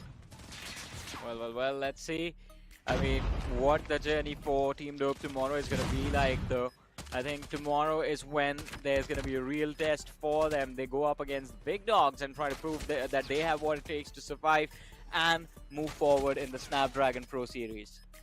Exactly, Johnny. Let's move on and look at the stats of the previous game, because that's going to be something that will be revealing a little bit more of that stuff. One thing is for sure Dope, considering they dominated through, so I'm expecting the stats as well to favor them, and that's exactly what is happening, because Tronzy being at the top, just getting 9 finishes, and then you move on towards Antivirus, still getting 11 eliminations in his hand, so that's big, man. Yeah, that was big. It was very impressive. VG as well. I think he was responsible for a few of those clutch rounds as well, getting those snipers out, I think, put under pressure, but he did a brilliant job. And overall, I think Team Dope today was very impressive. Even in the first game, they did very well. I think Dope in Peace was very impressive in that game on itself. leading from the front lines. But hey, I think very well executed from the side of Team Dope. Even before the match began, this is what we expected it to be, a close matchup. But I mean, Dope just a little bit, little too confident. More confident than MonarchX in their skills, and that was the big difference maker. But as I said, today might have been very easy, but tomorrow it's not going to be the same story. Tomorrow is when there's going to be a tough fight in their faces. We hope tomorrow is going to be a tough fight, Johnny. We still never know, man. Maybe it's just one team once again just running away with the lead. Maybe Team Strike does what they exactly did in the previous game as well. Maybe it's NonStop doing what they did to Karizzma, even to the upcoming lineup. So you never know what's going to be in stake. For Team Dope, one thing is for sure, this lineup is looking really stacked. And I would like to see them move on to the finals as well and see how they perform on the bigger stage. Because when you're going to have eyes watching you in front of you on the LAN itself, it's something that creates a different amount of pressure. And let's just see and let's just hope that these guys are going to be able to prepare themselves for that. Yeah, but there's a long way and a long time before they end up making it to the finals, right? Yeah. Right now, we're still in the open finals. Then you have the entirety of the challenge season to go through. And then eventually you make it to the LAN finale in DreamHack. But before that, I think tomorrow it is going to be a tough challenge. I think NonStop is definitely looking quite strong. So they are that one team that I feel might have an easier time. But everyone else, I don't know what to expect, because let's have a look at the bracket as well. And I think once we see the names over there, it's gonna. I think you are gonna be on the same page with me. Especially SLN, I think, is in for a very interesting surprise. They get to face off against 5 AM. And even for the side of NS has the toughest matchup. They have to go up against Time to Pound. And Dope going up against Galaxia also is going to be very fun to watch.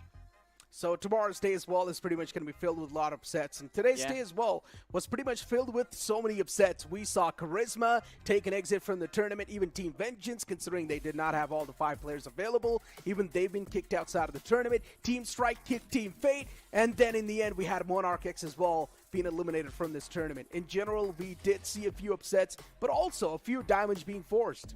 Yeah, I mean, few diamonds being forced, but let's see. I mean, it is the lower bracket round 1 done and dusted. Now tomorrow, again, it's a fight to stay alive in this tournament. Whoever wins, they qualify for the challenge season. Whoever loses, well, bye-bye. That was it for them and their journey in the Snapdragon Pro Series.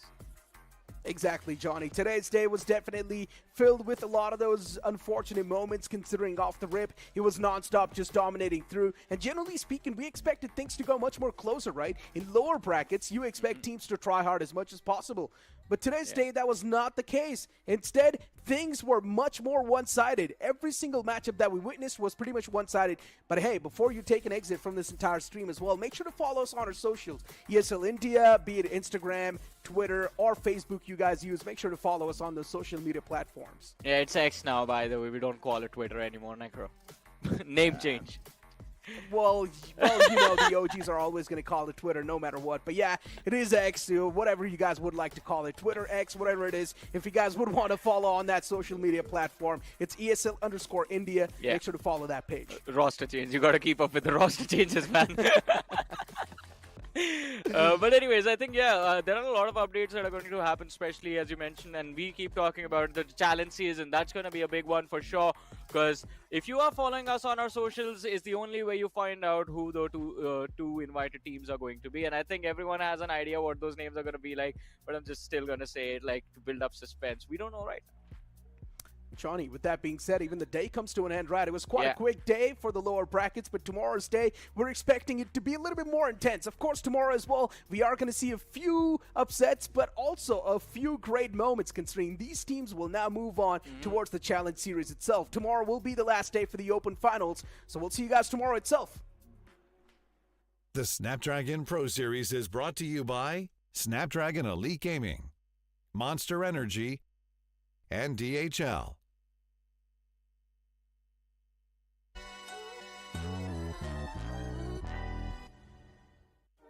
You waited all night for me to come back. Why'd you think that it's not alright? Told you that I'm not that type. Didn't mean to get you so excited. Tried to tell you not to fall in love. Why you always hit me uninvited? Just hoping you would get the picture. I've had enough. Now it's time for me to turn around.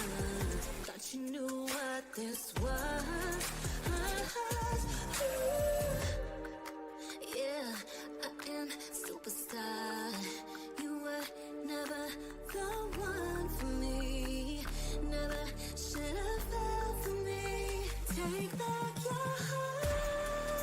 Why don't you take it back? You never had a chance. I'm gonna take back your heart.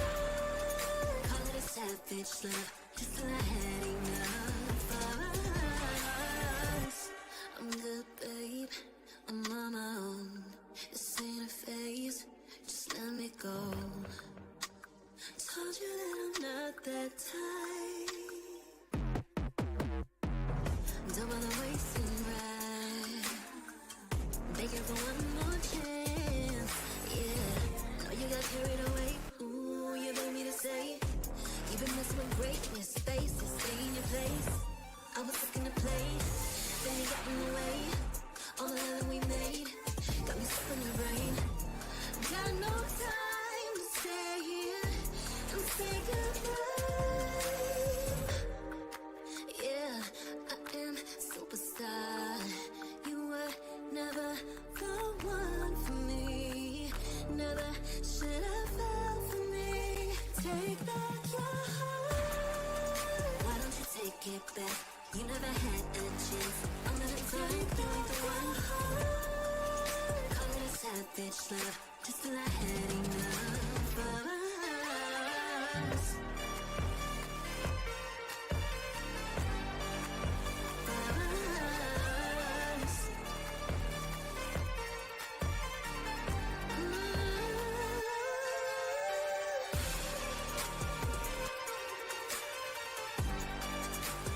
Take back your heart.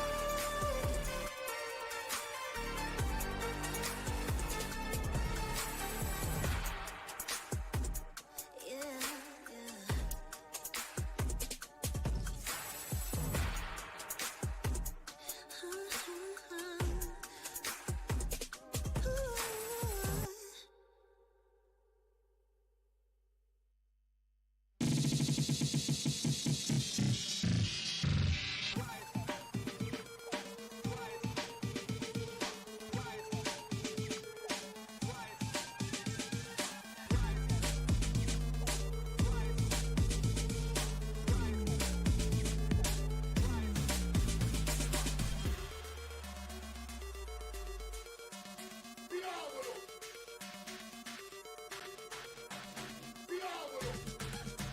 Be all with 'em.